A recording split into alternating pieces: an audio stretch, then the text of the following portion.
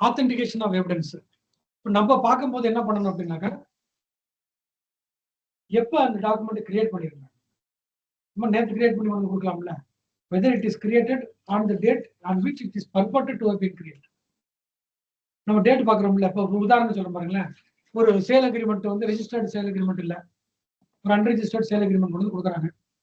10/2/2020 எழுதுனதாக இருக்கு. ஒரு ஸ்டாம்ப் பேப்பர்னு நமக்கு தெரியும், இதுல இருந்து வரும்போது போட்டு அனுப்பியிருப்பாங்க. அதை விற்கிறதுக்கு ஒரு டேட் போட்டு கையெழுத்து போட்டிருப்பாங்க. இப்போ அந்த வித்தவர் வந்துட்டு 10/2/20 அப்புறமா வித்ததாக ஒரு டேட் போட்டிருந்தாருன்னு வச்சுங்க, ஆத்தென்டிகேட்டட் அது. அப்போ இது இல்லை, ஜென்யூன் இல்லை. அதுவும் அந்த டேட் கரெக்டாக போட்டிருக்கிறாங்க. இல்லை ட்ரெஷரியில இருந்து வெளியே வந்துச்சு பாருங்க, அது மார்ச் மாசம் வந்திருக்கு. இந்த சீல் போட்டிருப்பாங்கல்ல, March 2010 இருக்கு, அது 20 இருக்கு. So this document would not have been prepared in February. பாசிபிலிட்டியே இல்லை. அதை நம்ம ஸ்க்ரூட்டனைஸ் பண்றோம்ல, அதே மாதிரி ஒவ்வொரு எலக்ட்ரானிக் ரெக்கார்டும் நம்ம பார்க்கணும். இப்போ எலக்ட்ரானிக் அக்ரிமெண்ட் அல்லது எலக்ட்ரானிக் ரெக்கார்டு ஏதாவது கொடுக்குறாங்க அப்படின்னாக்கா அதுக்கு ஒரு மெட்டா டேட்டான்னு ஒன்று இருக்கு. மெட்டா டேட்டானா இந்த ப்ராப்பர்ட்டிஸ்ன்னு இருக்கும். இப்போ நீங்க ஒரு டாக்குமெண்ட் இருக்குன்னு வச்சுங்களேன், இப்போ நம்ம ஒரு வேர்ட் ஃபைல் இருக்கு ஃபார் எக்ஸாம்பிள், அல்லது ஒரு இமேஜ் ஃபைல் இருக்கு, போட்டோ பிடிக்கிறாரு சார், அதே தான் எக்ஸாம்பிள் சார். அந்த போட்டோ வந்து நீங்க சிஸ்டம்ல போட்டுட்டு இல்ல மொபைல்லேயே போட்டு நீங்க ப்ராப்பர்ட்டிஸ் டீடைல்ஸ்னு இருக்கும், அதை கிளிக் பண்ணீங்கன்னு வச்சுங்களேன், அது எங்க எடுத்தது, எத்தனை மணிக்கு எடுத்தது, எந்த கேமராவை யூஸ் பண்ணி எடுத்தது, அந்த லொகேஷன் இருந்துச்சுன்னா லொகேஷன், அதனுடைய பிக்சல்ஸ், எல்லா டீடைல்ஸும் வந்துடும். அதுதான் மெட்டா டேட்டா. இந்த ப்ராப்பர்ட்டி டீடைல்ஸ் தான் மெட்டா டேட்டா, வேற ஒன்றும் கிடையாது.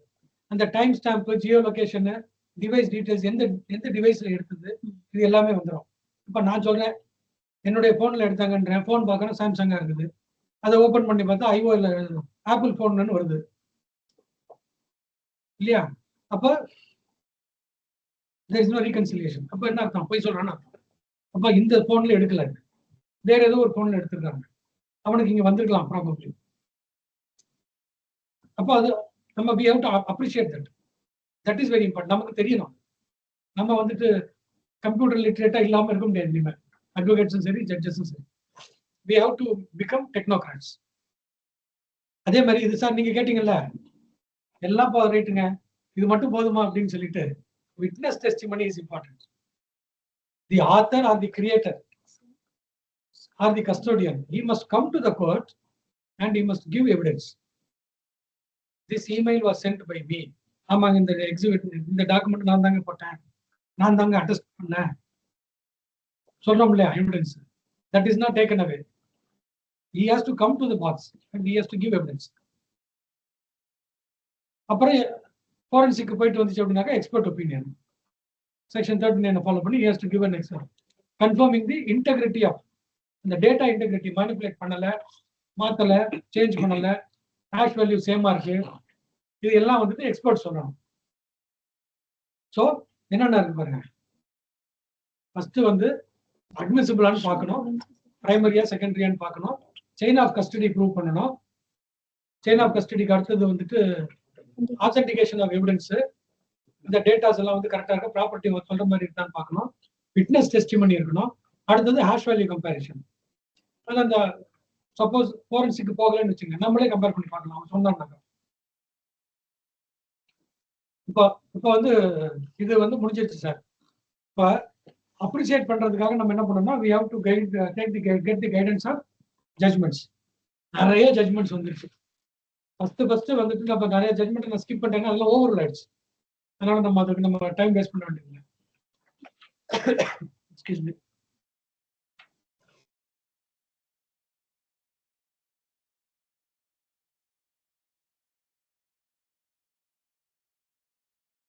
இப்ப ஃபர்ஸ்ட் வந்தது வந்து இந்த பார்லிமெண்ட் அட்டாக் கேஸ், நவ்ஜோத் சித்து. இந்த கேஸ்ல என்ன சொல்லிட்டாங்க அப்படின்னாக்கா, அப்போ வந்து எவிடன்ஸ் ஆக்ட் வந்துருச்சு, 65B எல்லாம் வந்துருச்சு. அவங்க சுப்ரீம் கோர்ட்ல என்ன சொன்னாங்க அப்படின்னாக்கா, எல்லாம் கரெக்ட் தாங்க, 65B வந்துட்டு மேண்டேட்டரி இல்லை, ஓரல் எவிடன்ஸ் வச்சுட்டு நம்ம கொடுத்துடலாம். ஏன்னா கிராவிட்டி ஆஃப் தி அஃபென்ஸ், சாவர்னிட்டியை வந்து அட்டாக் பண்ணிட்டாங்க. இதுல வந்து ரொம்ப டெக்னிக்கலா வந்து நம்ம வந்து பார்க்கக்கூடாதுன்ற ஆஸ்பெக்டை அவங்க அனலைஸ் பண்ணி தேவையில்லை, நாட் மேண்டேட்டரின்னு சொல்லிட்டாங்க. அப்புறம் என்ன ஆயிடுச்சு அப்படின்னா, நம்ம ஆளு பூரா உள்ளார தள்ளிட்டான். எவிடன்ஸ் ஆக்ட் எல்லா எலக்ட்ரானிக் எவிடன்ஸையும் கோர்ட்ல தள்ளியாச்சு வித்வுட் 65B. சப்சிக்வெண்டா வந்தது அன்வர் வெர்சஸ் பஷீர். இந்த ஜட்மெண்ட் வந்துட்டு 3 ஜட்ஜஸ் பெஞ்ச். இதுல என்ன சொல்லிட்டாங்க அப்படின்னா 65B இஸ் மேண்டேட்டரி. அது மட்டும் சொல்லல, it should be filed along with the electronic evidence. Sindhu case ஏதோ சார் சத்து அதான் சொல்றேன் சார், நான் அதை நோட் பண்ணல. முதல்ல வந்தது அதுதான் ஃபர்ஸ்ட். அது ஃபர்ஸ்ட் 2005 6 அந்த பார்லிமெண்ட் ஓவர்ரூல்ட் தட் கேஸ். ஆமா ஆமா, that was overruled by Anwar. that was overruled by Anwar. இதுக்கு அப்புறமா இன்னும் நிறைய கூத்து நடந்துச்சு.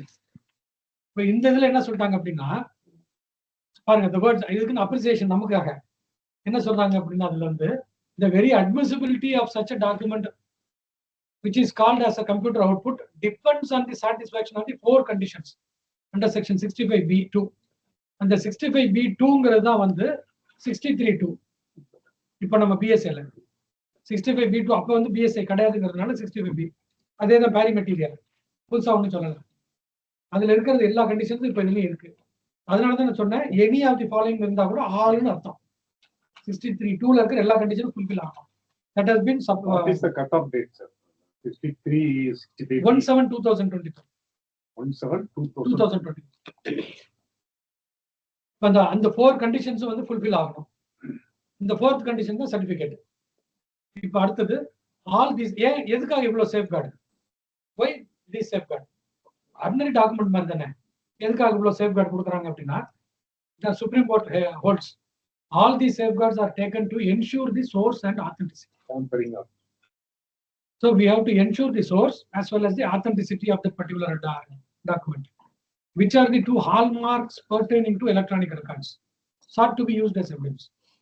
Electronic records being more susceptible to tampering. இப்போ நீங்க ஒரு பிசிக்கல் ரெக்கார்ட்ல வந்து எடிட் பண்ணிட்டு ஒரு ஒயிட்னர் போட்டு அடிச்சுன்னா தெரிஞ்சிடும், பிசிக்கலி விசிபிளா இருக்கும். இது விசிபிளா இல்ல. இப்போ இதுல கட் அண்ட் பேஸ்ட் பண்ணிட்டானா முடிஞ்சு போச்சு, நமக்கு தெரியாது. அதனாலதான் வந்து அந்த ஹேஷ் வேல்யூ அவன் கட் அண்ட் பேஸ்ட் பண்ணானா ஹேஷ் வேல்யூ மாறிடும், அப்ப தெரிஞ்சிடும். அதே மாதிரி வந்து இந்த மெட்டா டேட்டா இருக்கு பாருங்க, இப்போ டைம் இருக்குமான்னு தெரியல. அது இந்த மெட்டா டேட்டால போயிட்டு நம்ம அன்னைக்கு நான் உங்களுக்கு டெமோ பண்ணி காட்டினால காப்பி பண்ணது வந்து கிரியேட் பண்ண டாக்குமெண்ட்டுக்கு ஏர்லியரா இருந்ததுன்னு சொல்லிட்டு, கிரியேட்டட் டாக்குமெண்ட் வந்து மாடிஃபைடு டாக்குமெண்ட் டேட்டுக்கு அப்புறமா இருந்துச்சு கிரியேட்டட் டேட். அது நம்ம பார்த்துடலாம். So when it is very susceptible for tampering, அதனால இவ்வளவு சேஃப்கார்ட் பண்ணியிருக்காங்க. Without such safeguards, the whole trial based on the proof of electronic records can lead to travesty of justice. So we have to strictly implement section 65 conditions. அடுத்தது இதுதான் latest judgement. இப்போ நடுவில் வந்து நிறைய வந்துச்சு. தோமஸோ ப்ரூனோன்னு ஒரு கேஸ் வந்தது, சோனு அலேஸ் அமர்னு வந்துச்சு, கஃபி மொஹம்மட்னு வந்துச்சு. அது எல்லாத்தையுமே வந்து இந்த ஜட்மெண்ட் வந்து ஓவர்ரூல் பண்ணிடுச்சு. இது வந்து நிறைய பக்கம் சினாப்சிஸ் மட்டும் எடுத்து கொடுக்குறேன் உங்களுக்கு. இதுல என்ன சொல்றாங்க அப்படின்னாக்க, நடுவில் அந்த I will give the sequence. Anwar versus பஷீர்ல என்ன சொல்றாங்க, சர்டிபிகேட் 65B வந்து ஃபாலோ பண்ணணுங்கிறது, கம்ப்ளை பண்ணணுங்கிறது வந்து மஸ்ட் அப்படின்னு சொல்லிட்டாங்க, மேண்டேட்டரின்னு சொல்லிட்டாங்க. சப்சிக்வெண்டா வந்து ஷஃபி முகமதுல என்ன ஆயிடுச்சு அப்படின்னா, எல்லாமே வந்து மேண்டேட்டரின்னு சொல்ல முடியாது, அவன் வந்து டிரான்ஸ்ஃபர் போயிருப்பான், அவன் ப்ரொடியூஸ் பண்ண முடியாது, அவன் ப்ரொடியூஸ் பண்ண முடியல அப்படின்னாக்கா கம்பல் பண்ண முடியாது, அதனால ஓரல் எவிடன்ஸ் சொன்னா போதும் அப்படின்னு ஷஃபி முகமதுல சொல்லிட்டாங்க. இது வந்து எலக்ட்ரானிக் ரெக்கார்டை பொறுத்த வரைக்கும். இப்போ நம்ம எல்லாமே இந்த சாட்சியெல்லாம் வந்துச்சு பாருங்க. இப்போ வீடியோ பிடிக்கணும், சர்ச் வீடியோ பிடிக்கணும், பார்வை மர்ஜர் போகும்போது வீடியோ பிடிக்கணும் எல்லாம் சொல்றாங்கல்ல. ஃபர்ஸ்ட் மூட் அவுட் பண்ணது Shafhi Mohammad case. Supreme Court gave a direction that necessary steps to be taken to videograph the investigation process. அதுதான் இப்போ இதுல BNSSல இன்கார்பரேட் பண்ணிட்டாங்க. அது ஒரு பக்கம். எலக்ட்ரானிக் ரெக்கார்ட்ஸை பொறுத்த வரைக்கும் வந்து 65B வந்து மேண்டேட்டரி இல்லைன்ட்டாங்க ஷஃபி முகமதுல. ஆனா என்னன்னா அது வந்து லெசர் பெஞ்ச், இது 3 ஜட்ஜஸ், அது 2 ஜட்ஜஸ் பெஞ்ச். ஸோ அது பேர் இன்குரியம் ஆயிடுச்சு. அடுத்தது Sonu alias Amar versus state of ஹரியானான்னு ஒரு கேஸ். நான் சைட்டேஷன்ஸ் நான் கொடுத்துறேன் சார். நிறைய ஸ்லைடு போதுங்கிறதுனால நான் போடலை. அதுல என்ன சொல்றாங்க அப்படின்னாக்க எல்லா விஷயமும் டிஸ்கஸ் பண்ணிட்டு அகைன் இது வந்து மேண்டேட்டரி கிடையாது, யூ கேன் நாட் கம்பல் அப்படின்னு சொல்லிட்டாங்க. அது வந்து இட் இஸ் சைட் லைன், அது கிளாரிஃபை பண்ண மாதிரி பண்ணிட்டு அதை வந்து குழப்பிட்டாங்க, நாட் நெசசரின்னு சொல்லிட்டாங்க. ஆனா அவங்க மெயினா டீல் பண்ணது என்ன அப்படின்னாக்க objections regarding the electronic evidence and the certificate. அவங்க என்ன சொல்றாங்க சோனு அலைஸ் அமர்லன்னா, when the electronic evidence is produced before the court and if it is not objected, the other side cannot object it at a later point of time. objection கொடுக்கல அப்படின்னாக்கா later point அப்பீல்லையோ அல்லது ரிவிஷன்லயோ அல்லது second அப்பீல்லையோ அல்லது judgement நேரத்திலேயோ argument நேரத்திலேயோ வந்து we cannot object, we cannot say that it is inadmissible. இது ஒண்ணு. அது மட்டும் இல்ல 65B ஃபார்மேட் இருக்குல்ல, அதுல இருக்க வேண்டிய விஷயங்கள் எல்லாம் கூட இல்ல அப்படின்னு அப்ஜெக்ட் பண்ணலன்னு வச்சுங்க, அந்த அப்ஜெக்ஷனும் லேட்டர் ஸ்டேஜ்ல எடுக்க முடியாது அப்படின்ட்டு. ஸோ ரெண்டு ஆஸ்பெக்ட்ஸ், எலக்ட்ரானிக் எவிடன்ஸ் அப்ஜெக்ட் பண்ணல, அடுத்தது சர்டிபிகேட்னுடைய கண்டென்ட்ஸையோ அல்லது ஃபார்மேட்டையோ அதுல இருக்கக்கூடிய ரிக்குவயர்மெண்ட்ஸையோ வந்து அவன் அப்ஜெக்ட் பண்ணலன்னா he cannot later object. So that particular aspect was not overruled by judgment of Arjun Pandit Rao. So even now, when the opposite party does not object either the electronic evidence or the format of the certificate or the contents of the certificate, he cannot later object it. Implication is it is admissible. We have to appreciate that also.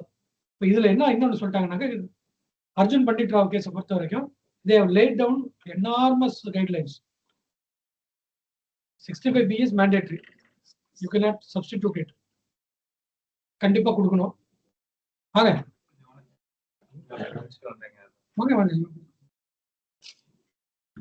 that is must. apart from that என்ன சொல்லிட்டாங்க அப்படின்னா, நம்ம அதுல இதுக்கு இடையில என்ன ஆச்சு அப்படின்னாக்க, நம்ம இங்க வந்து ராமஜெயம் எஸ்எஸ் மதுரவாயல் போலீஸ் ஒரு கேஸ். அது என்ன கேஸ் அப்படின்னாக்க வந்துட்டு, ஒரு பான் ஷாப்ல போய் அங்க இருந்த சேட்டை அடிச்சு உடைச்சிட்டு வெட்டி கொண்டுட்டு இந்த லாக்கர்ல இருந்து பொருள் எல்லாம் எடுத்துட்டு போயிட்டான். சிசிடிவி கேமரா வச்சு பிடிக்கிறாங்க அவனு. நம்ம ஆனரபிள் லார்ட்ஷிப் பிஎன்பிஜே அந்த பெஞ்ச்ல என்ன சொல்றாங்க அப்படின்னாக்க, 65B கொடுக்கணும்னு அவசியம் இல்லை, ஓரல் எவிடன்ஸ் கொடுத்தா போதும் அப்படின்னு ஒரு பெண்டிங் கொடுத்துறாங்க. அதையும் ஓவர்ரூல் பண்ணிடுறாங்க. இதுல ஓரல் எவிடன்ஸ் கொடுக்க கூடாது, டாக்குமெண்ட்ரி எவிடன்ஸ் 65B தான் கொடுக்கணும்னு. Oral evidence in the place of such certificate cannot possibly suffice, as section 65B4 is a mandatory requirement of law. Condition precedentன்றாங்க, admissibilityக்கு condition precedent, it is mandatory. Oral evidence cannot be a substitute.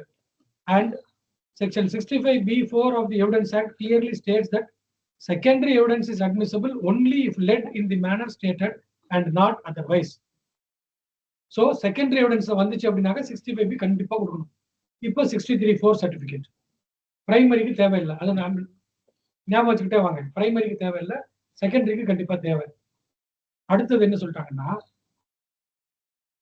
இப்போ யார் கொடுக்கணும்னு ஒரு கேள்வி வந்துச்சு இல்ல, ஏற்கனவே வந்து transfer ஆகி போயிட்டான் அப்படின்னா, அதனால இதுலதான் அந்த ஹேண்டை வந்து நம்ம 6ன்னு படிக்கணும்னு சொல்றாங்க.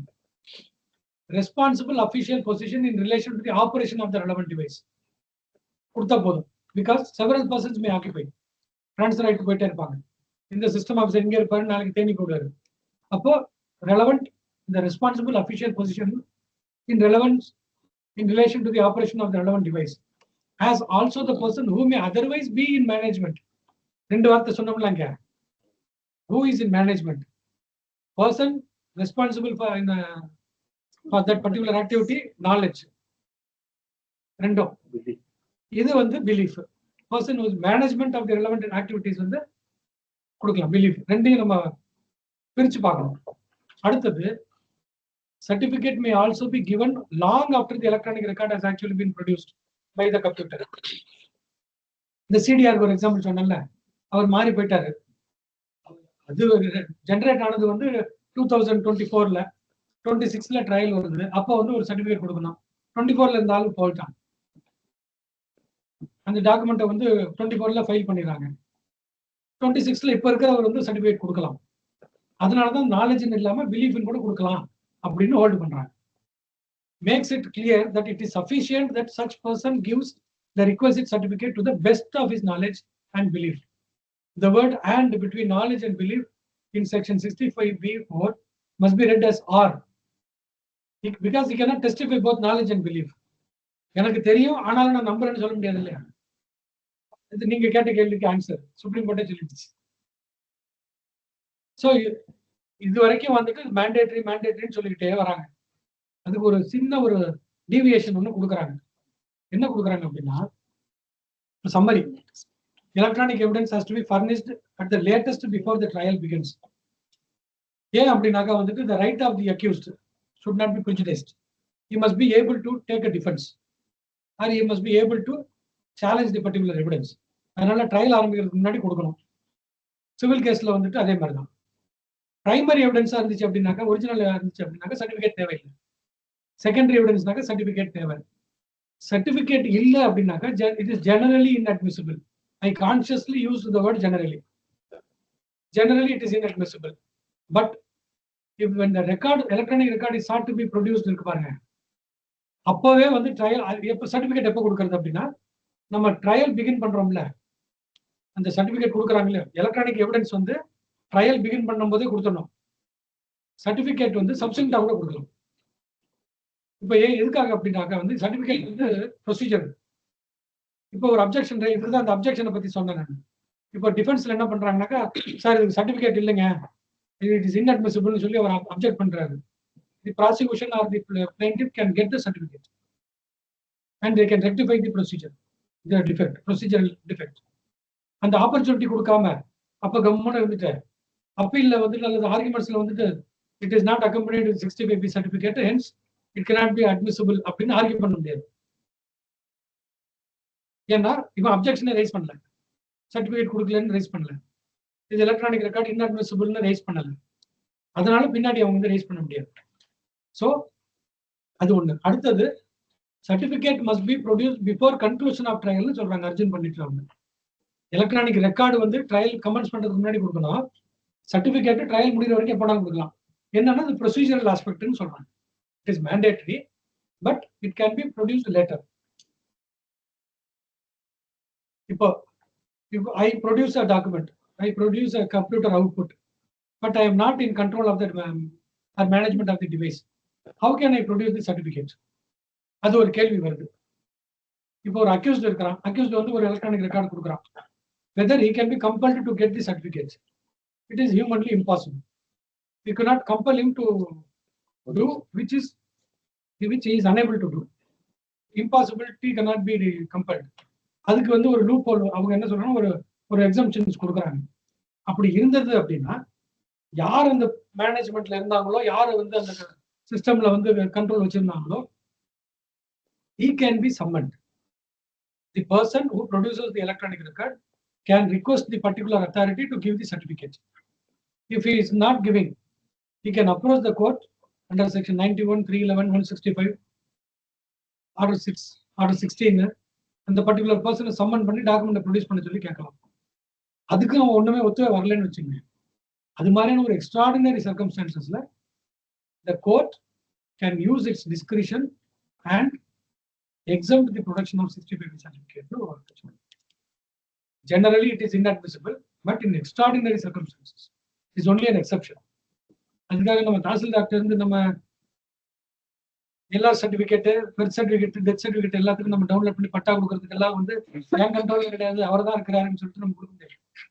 However, you must summon this particular person who is in charge of the system to produce or furnish 65B certificate.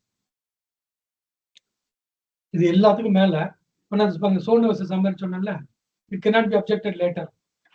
இப்ப இவ்வளோ விஷயங்கள் வந்து எதுக்குனாக்க அட்மிசிபிலிட்டி மட்டும்தான். அது ரெலவெண்டா இருக்கணும்னு அவசியம் இல்லை. Just because a 65B certificate is given and it is admitted, you cannot straight away act on that. Court cannot act. So it has to understand and analyze whether it is relevant. Next, அதனுடைய ப்ரொபேட்டிவ் value prove பண்ணிருக்காங்களான்னு பார்க்கணும். இது வந்து normal appreciation மாதிரி. ஒரு document உள்ளார கொடுத்துட்டாங்கிறதுனால மட்டுமே வந்து நம்ம சூட்டை டிகிரி பண்ண போறது இல்லை. அதுக்கான ப்ரொபேட்டிவ் வேல்யூ, அதனுடைய கண்டென்ட்ஸ் ப்ரூவ் பண்ணணும். அதெல்லாம் நம்ம அப்ரிஷியேட் பண்ணுவோம்ல, அதே மாதிரி தான் இதுக்கும் அப்ரிஷியேட் பண்ணணும். அந்த we have to look into the relevancy of the document, we have to see whether it is reliable, and we also understand the probative value of it. All these 3 things நம்ம prove பண்ண மட்டும்தான் we can act on the particular document. அடுத்தது citations. இப்போ electronic சொல்றோம் இல்லையா, இப்போ இந்த துக்காராம் டிகோல் என்ற கேஸ்ல என்ன சொல்றாங்க அப்படின்னா, ஃபாஸ்ட் டெவலப்மெண்ட் இந்த எலக்ட்ரானிக் டெக்னிக்ஸ், டேப்பு யூஸ் பண்ணிட்டு இருந்தாங்க, அதுக்கப்புறமா வந்து சிடி வந்துச்சு, அதுக்கப்புறமா வந்து மைக்ரோ சிப், இதெல்லாம் அட்வான்ஸ் ஆகிட்டே இருந்து, அதனால வந்து எவ்வளோக்கு எவ்வளோ டெக்னாலஜிக்கல் அட்வான்ஸ்மெண்ட் ஆகுதோ அவ்வளோக்கு அவ்வளோ வந்து electronic records are more susceptible for tampering. I will give you one example. Alteration பண்ணலாம், எது வேணாலும் பண்ணலாம், which may be difficult to detect, ஏன்னா பிசிக்கலா பார்க்க முடியாது correction. So such evidence has to be received with caution. We have to be utmost caution. கண்ணை மூடிட்டு வாங்கக்கூடாது. We should not act on that. அடுத்தது, it would be neither be feasible nor advisable to lay down any exhaustive set of rules by which the admissibility of such evidence may be judged. It needs to be emphasized that to rule out the possibility of any kind of tampering with the tape, the standard of proof about authenticity and accuracy has to be more stringent. Electronic record பொறுத்த வரைக்கும் while appreciate, when we appreciate the electronic record, we must be more stringent while regarding the proof of its authenticity and accuracy as compared to other documentary evidence, because other documentary evidence it will be visible, whereas electronic record it will not be visible. So we must be more stringent. Next, இது ஒரு இம்பார்ட்டன்டான ஒரு இது. சஞ்சய் சிங் ராமராவ் சவான் கேஸ்ல என்ன சொல்றாங்க அப்படின்னா, ஒரு வாய்ஸ் ரெக்கார்டர், இந்த வாய்ஸ் ரெக்கார்டர் அது ஃபேக்ட்ஸ் வேற இருந்தா கூட வாய்ஸ் ரெக்கார்டர் யூஸ் பண்றாங்க. அது எலெக்ஷன் கேஸ். வாய்ஸ் ரெக்கார்டர்ல வந்து இது மாதிரிலாம் பேசியிருக்கிறோம், போயிருக்கிறோம், வந்திருக்கிறோம். அவங்க சி வித்தவுட் சோர்ஸ், அதுல வந்து ஒரிஜினல் சோர்ஸை ப்ரொடியூஸ் பண்ணல, சிடியை ப்ரொடியூஸ் பண்றாங்க. That is disputed. Supreme Court says without source there is no authenticity for translation. அது சின்ன ஒரு I will give the facts. என்ன பண்றாங்கன்னாக்கா, ஒரு ஒரிஜினல் வாய்ஸ் ரெக்கார்ட் பண்ணதோ சிடியோ ஆடியோவோ கொடுக்கல, டிரான்ஸ்லேட் பண்றாங்க பாருங்க, அந்த டிரான்ஸ்கிரிப்ஷன் இருக்கு இல்லையா, அதை கொடுக்குறாங்க. அதுல இருந்து என்ன பண்றாங்கன்னாக்கா டிரான்ஸ்லேட் பண்ணி கோர்ட்ல கொடுக்குறாங்க. இப்போ ஒரிஜினலே சோர்ஸே இல்லாத போது the court cannot act on the translated copy. Source and authenticity are the two key factors for an electronic evidence. So while appreciating the electronic evidence, we have to ascertain that the source and authenticity are intact or proved. Earlier case la hallmark nu solranga, rendum source and authenticity adu vandu hallmark nu solranga, adhe da idhilum solranga. In the following Anwar versus Bashir. அடுத்து Gajaraj again. இதுல என்னன்னா, இந்த போனை பொறுத்த வரைக்கும் வந்து IMEI நம்பர்னு ஒன்று இருக்கும். அந்த IMEI நம்பரை பொறுத்த வரைக்கும் வந்துட்டு அது இஸ் யூனிக் நம்பர். நான் சொன்னாலும் மிஷின் நம்பர் மாதிரி. இப்போ ஒரு இந்த போன்ல இருந்து ஒருத்தர் இப்போ ஒரு see let us assume that it is the murder case, murder for gain. அடிச்சுட்டு என்ன பண்றாங்க, பணம் பொருள் அந்த போன் எல்லாத்தையும் எடுத்துட்டு போயிடுறாங்க, சுவிட்ச் ஆஃப் பண்ணி வச்சிடறான், சிம் எல்லாம் எடுத்து போட்டுறான். கொஞ்ச நாள் கழிச்சு என்ன பண்றாங்கனாக்கா, வந்து போன் நல்ல புது போன் ஐபோன், அவர் என்ன பண்றாங்க, அந்த மர்டர் அக்யூஸ்டு வேற ஒரு சிம் கார்டு எடுத்து அதுல போட்டு ஆன் பண்றான். ஆன் பண்ண உடனே அவன் வந்து அவனுடைய சிம் கார்டில் தான் பேசுவான். ஆனா அவன் பேசுறான் இல்லையா, நான் சொன்ன நான் கால் பண்றேன் என்னுடைய நம்பரு அவருக்கு போய் சேரும், அவன் அது ரெண்டு ரெக்கார்ட் ஆகும்னு சொல்லி, அது மட்டும் ரெக்கார்ட் ஆகாது, என்னுடைய மொபைலினுடைய IMEI நம்பரும் ரெக்கார்ட் ஆகும். ஸோ இப்போ என்னுடைய மொபைலை எடுத்துக்கிட்டு சார் வந்து ஒரு சிம் கார்டு போட்டு பேசினா, it is not that sim கார்டில் வந்து அவர் நம்பர் தான் வரும், அதனால என் போனுன்றதை கண்டுபிடிக்க முடியாதுன்னு கிடையாது. IMEI நம்பர் என்னோட தான். It is associated with me. So using that IMEI number, it can be easily established that this particular phone was used by particular person at a particular point of time at a particular place, location. இப்போ ஒருத்தர் போறாரு, ரோட்ல வழி மறிச்சு கொண்டு போயிடுறாங்க, அந்த இடம் வரைக்கும் வந்து டவர் லொகேஷன் காட்டிடும். அவன் அங்கேருந்து சுவிட்ச் ஆஃப் பண்ணிட்டு கொண்டு போயிடறான், மதுரைக்கு போய் அவன் ஆன் பண்றான்னா அங்க இருக்கிற டவருக்கு அது கனெக்ட் ஆகிடும். அவன் எத்தனை வருஷம் கழிச்சு போனை போட்டு சிம்மை போட்டு ஆன் பண்ணாலும் அந்த டவர்ல போய் உட்கார்ந்த உடனே இந்த IMEI நம்பர் மேட்ச் ஆகிடும்.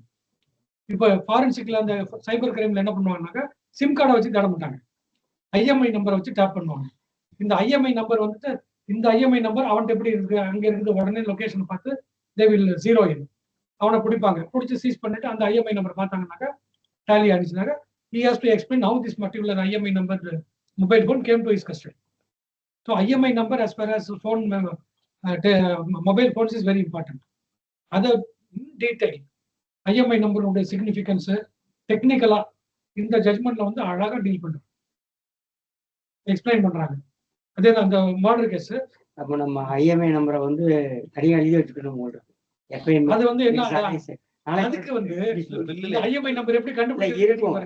பில்லுல இல்லைனாலும் நம்ம டைரியில இந்த மாதிரி ஐஎம்ஐ நம்பர் எப்படி கண்டுபிடிக்கணும்? ஐஎம்ஐ நம்பர் இல்ல அது இதுல இருக்கு, இதுல இருக்கு அபௌட் ஸ்டேட்டஸ் அந்த இதுல இருக்கு. இந்த மொபைல் அந்த கார்டு அந்த பாக்ஸ்ல கொடுத்துருப்பாங்க, அல்லது வந்து அந்த சிம் போடுறோம்ல அந்த இடத்துல இருக்கும், உள்ளார இதுலயே இருக்கு. இப்போ வந்து ஓபன் பண்ண முடியாத மாதிரி மொபைல் கொடுத்துறாங்க, நம்ம கையை வைக்க முடியாது, பேட்டரி கூட மாத்த முடியாது. முன்னாடி பேட்டரி உருவணும்னா ஒரு நம்பர் இருக்கும், அபௌட் டிவைஸ்னு வரும்போது என்ன அதுல வந்து இந்த ஸ்டார்னு சொல்லி அந்த ஒரு இது பாருங்க, அதை போட்டீங்கன்னா நம்ம ஐஎம்ஐ நம்பர் வந்துடும். Star 6 Hesha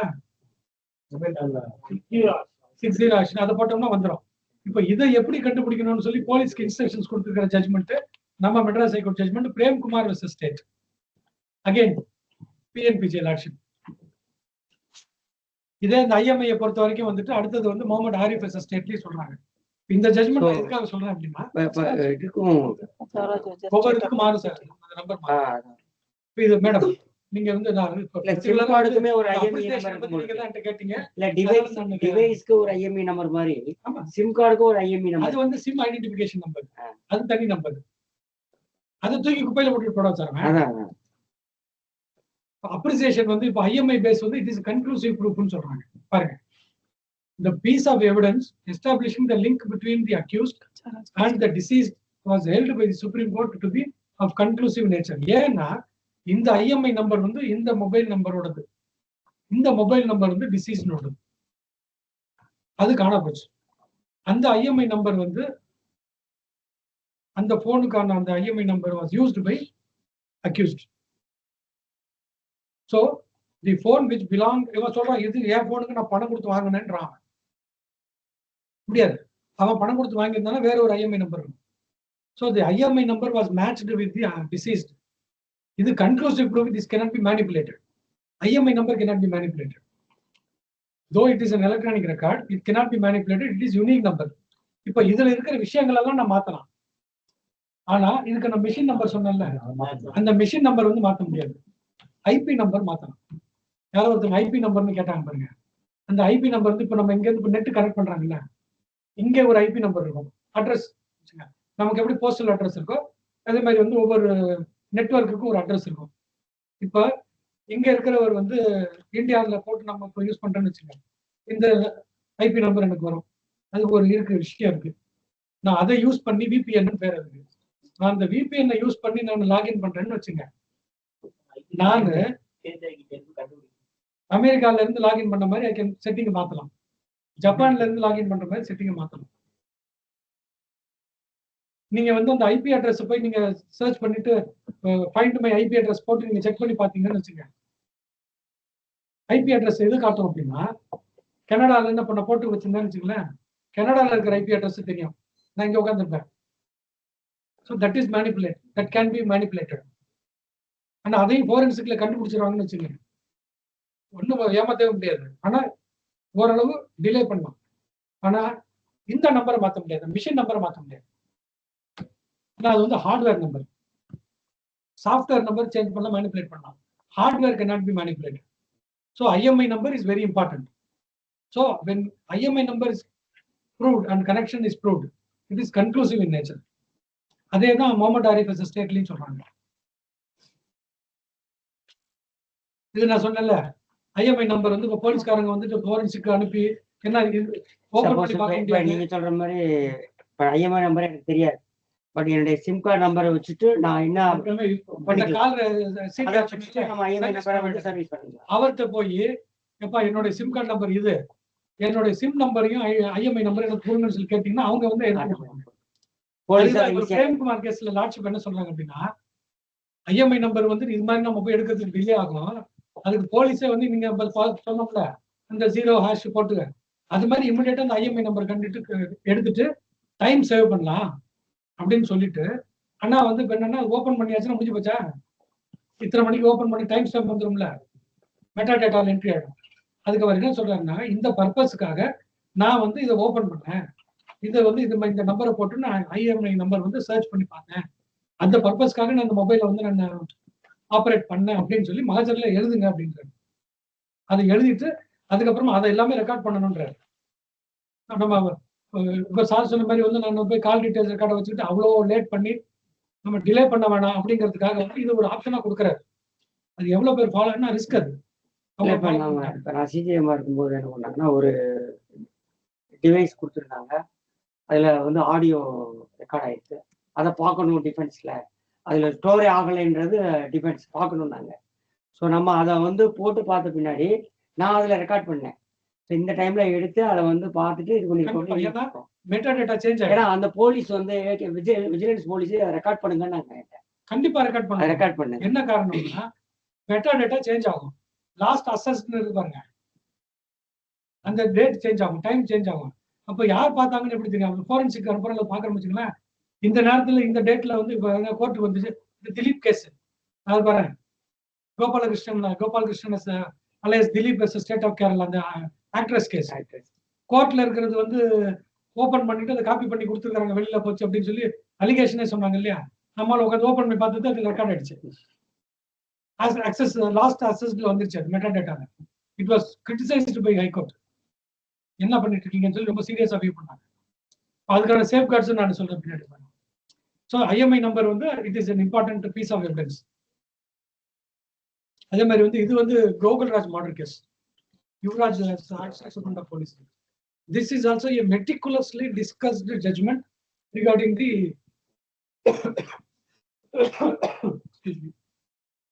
appreciation of electronic evidence.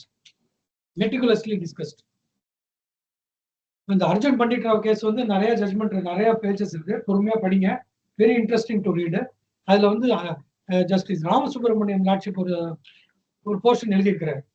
அதுல வந்து கனடால இருக்கிற ரூல்ஸ் எவிடன்ஸ் ஆக்ட், நம்ம பிரிட்டிஷ்ல இருக்கிறது எல்லாமே வந்து அதை டிஸ்கஸ் பண்ணி எழுதியிருக்காங்க. அதே மாதிரி இந்த ஜட்மெண்ட்லயும் எழுதுறாங்க. ஐரனி என்ன அப்படின்னா, நம்ம பிரிட்டிஷ்ல இருந்தது எல்லாத்தையும் வாங்கணும், இன்க்ளூடிங் எவிடன்ஸ் ஆக்ட், இதுவும் அங்கிருந்து தான் வாங்கியிருக்கிறோம், எலக்ட்ரானிக் எவிடன்ஸும். 95லயே வந்து இது சரிப்பட்டு வராதுன்னு சொல்லி அதை வந்து அவங்க ரிப்பீல் பண்றாங்க. சிவில் எவிடன்ஸ் ஆக்ட்னு சொல்லி ஒன்று புதுசாக கொண்டு வந்து இந்த எலக்ட்ரானிக் ரெக்கார்டெல்லாம் அதில் கொண்டு இப்போ நம்ம கஷ்டப்பட்டு இருக்கிறோம்ல, இது எல்லாம் அவங்க கொண்டு வந்து வச்சாங்க. இது சுத்தப்படாதப்ப நம்ம ஒரிஜினல் காமன் லாக்கே போடுவோம்னு சொல்லி எல்லாத்தையும் ரிப்பீல் பண்ணிட்டாங்க. ஆனா அங்கே ரிப்பீல் பண்ணதை 99ல நம்ம கொண்டு வந்துட்டோம், ஐடி ஆக்ட்னு கொண்டு வந்து அதை வச்சு நம்ம எல்லாத்தையும் அமெண்ட் பண்ணிட்டோம். அதெல்லாம் வந்து இதுல கமெண்ட் பண்ணி டிஸ்கஸ் பண்றாங்க. இந்த அர்ஜுன் பண்டிட் ராவ் கேஸ்ல ஏன் அதெல்லாம் வந்து அவங்க ரிப்பீல் பண்ணாங்கன்னு சொல்லி வரிசையா சொல்லிட்டு வராங்க. அதே மாதிரி இவங்களும் அதில் சொல்றாங்க, காம்ப்ளிகேட் பண்ணி வச்சிருக்காங்கன்னு சொல்லி observation by the honourable high court division bench வந்து நம்ம யுவராஜ் வர்சஸ் இது அந்த Gokulraj murder case. Electronic is allowed to come on record without any objection, it will then not be open to any party. இது மெயின் பார்ட். நான் சொன்னால objection இல்லை அப்படின்னாக்க என்ன அது மர்டர் கேஸ். அது என்ன இது வந்து மேல போய் என்ன பண்றாங்கன்னு தெரியல. சோனு வர்சஸ் ஹரியானா சொன்னேன்ல, அதுல வந்து அர்ஜுன் பண்டிட் ராவ்ல வந்து மற்ற எல்லா விஷயத்தையும் வந்து டிஸ்கஸ் பண்ணிட்டு அதை ஓவர் பண்றாங்க. அந்த ஒரு விஷயத்தை டச்சே பண்ணாம விட்டுட்டாங்க, பை ஓவர் செட் ஆர் இன்அட்வர்டைஸ். அதனால என்ன ஆயிடுச்சு அப்படின்னா, அது சுப்ரீம் கோர்ட் டிக்டம். அப்ஜெக்ஷன் கொடுக்கல அப்படின்னாக்க அட்மிஷன் நேரத்தில் அப்ஜெக்ஷன் கொடுக்கணும், அது கொடுக்கல அப்படின்னாக்க வந்து லேட்டரா அப்ஜெக்ஷன் கொடுக்க முடியாதுன்னு அதை ஹோல்ட் பண்ணிட்டாங்க. அதை ஃபாலோ பண்ணி வந்துருச்சு இப்போ judgment. So subsequently it cannot be raised in the appellate court at the subsequent point of time சொல்லிருக்காங்க. இது ஒரு இன்ட்ரெஸ்டிங் ரீடு. அடுத்தது வந்து இந்த ராமஜெயம் கேஸ். நான் சொன்ன பாருங்க, இதுல போயிட்டு கொள்ளையடிக்கிறான்னு சொல்லிட்டு பான் ஷாப்ல போயிட்டு கொள்ளையடிக்கிறான், சிசிடிவி எவிடன்ஸ். இதுலதான் என்ன சொல்றாரு அப்படின்னாக்கா வந்து oral evidence can substitute 65B certificate னு சொல்றாரு. That portion was overruled. That portion was overruled by Supreme Court. ஆனா இந்த ஜட்ஜ்மெண்ட் நம்ம படிக்கணும் ஏன் அப்படின்னாக்க, அந்த எலக்ட்ரானிக் எவிடன்ஸ் பத்தி ஒரு ஐடியா வரும். அது எப்படி வந்து நம்ம அப்ரிஷியேட் பண்ணணுன்றது வந்து ஒரு அப்ரிசியேஷன்ங்கிறது வந்து ஜட்ஜ்மெண்ட் ஜட்ஜஸ்க்கு மட்டும் இல்லை, நீங்க எப்படி ப்ரொடியூஸ் பண்ணணும், அட்வொகேட்ஸ் வந்து எப்படி ப்ரெசென்ட் பண்ணி எப்படி ப்ரூவ் பண்ணணுங்கிறதும் அழகா அதுல சொல்லிட்டு வருவாங்க. அதுல வந்து இந்த ஐடி ஆக்ட்ல இருக்க டெஃபினிஷன் சொன்னல, electronic form, electronic record, computer center, இது என்னது சிஸ்டம், கம்ப்யூட்டர் நெட்வொர்க், எல்லாத்தையும் டிஸ்கஸ் பண்றாங்க. இந்த டெஃபினிஷன் எல்லாம் சொல்லிட்டு it's a very good interesting read. படிக்கணும் நம்ம.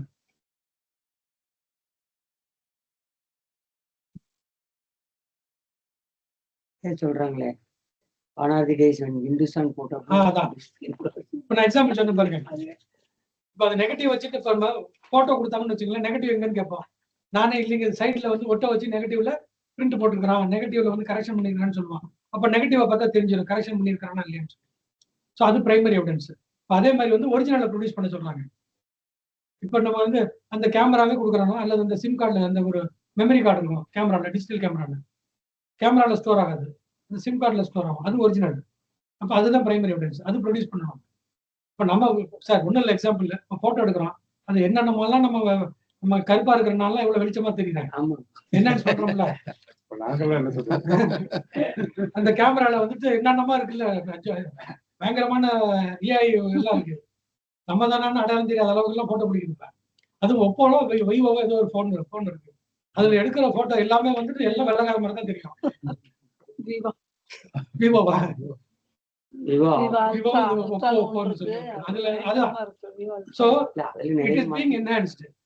என்ன ஒரு பிரச்சனை அப்படின்னா, வந்து நம்ம போட்டோ ஒரிஜினல் எடுத்து அதுக்கப்புறமா அதை வந்து நம்ம அந்த ஏஐ யூஸ் பண்ணி என்ஹான்ஸ் பண்றதுங்கிறது தெரிஞ்சிடும். போட்டோ எடுக்கும் போதே செட்டிங்ஸ்ல போயிட்டு பண்றோம்னு வச்சுங்க, அப்ப வந்துச்சுல்ல. இப்ப நம்ம வந்து ஏதோ ஒரு படத்துல காட்டுறோம், செல்ஃபி எடுத்தோம்னா அந்த காது பொம்மை மாதிரி எல்லாம் மூஞ்சி எல்லாம் வரும்ல, அதுதான் அந்த குழந்தைகள் படத்துலயா, அது வந்து சின்ன பிள்ளை மேனிபுலேட்டட்.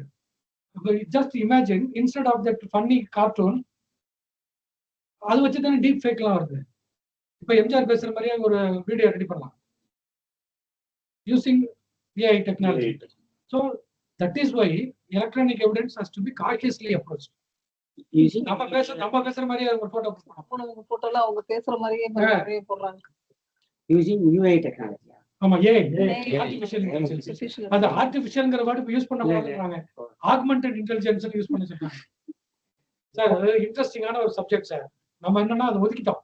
எதுக்கு நமக்கு வேண்டாம், நமக்கு ரொம்ப அறிவு ஜீவிகளுக்கான அது சப்ஜெக்ட்னு சொல்லி நம்ம நினைச்சுக்கிட்டு நம்மள குறைவா எண்ணிட்டு அதை வந்து ஒதுக்கி வச்சிட்டோம்.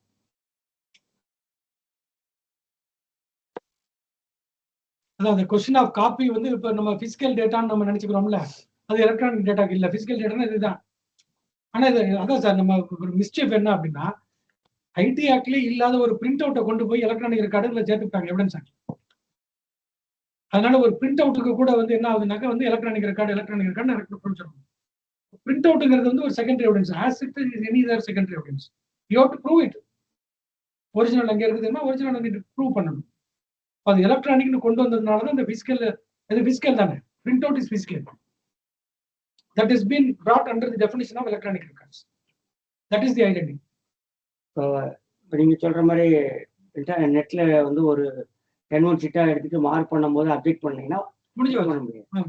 அதனால தான் அப்டேட் பண்றது இல்ல. இப்போ மோஸ்ட்லி யாரும் அப்டேட் பண்றதில்ல. எல்லாமே அது மட்டும் இல்லாம அது வந்து மோஸ்ட்லி அது கரெக்டா இருக்குன்ற ஒரு நம்பிக்கை தான். அதான் இல்ல. ரெண்டாவது வந்து நம்மளும் அது சரியான செக் பண்ணிக்கலாம், அதை செக் பண்ணிக்கலாம். அது ஒரு பெரிய விஷயம் இல்லை.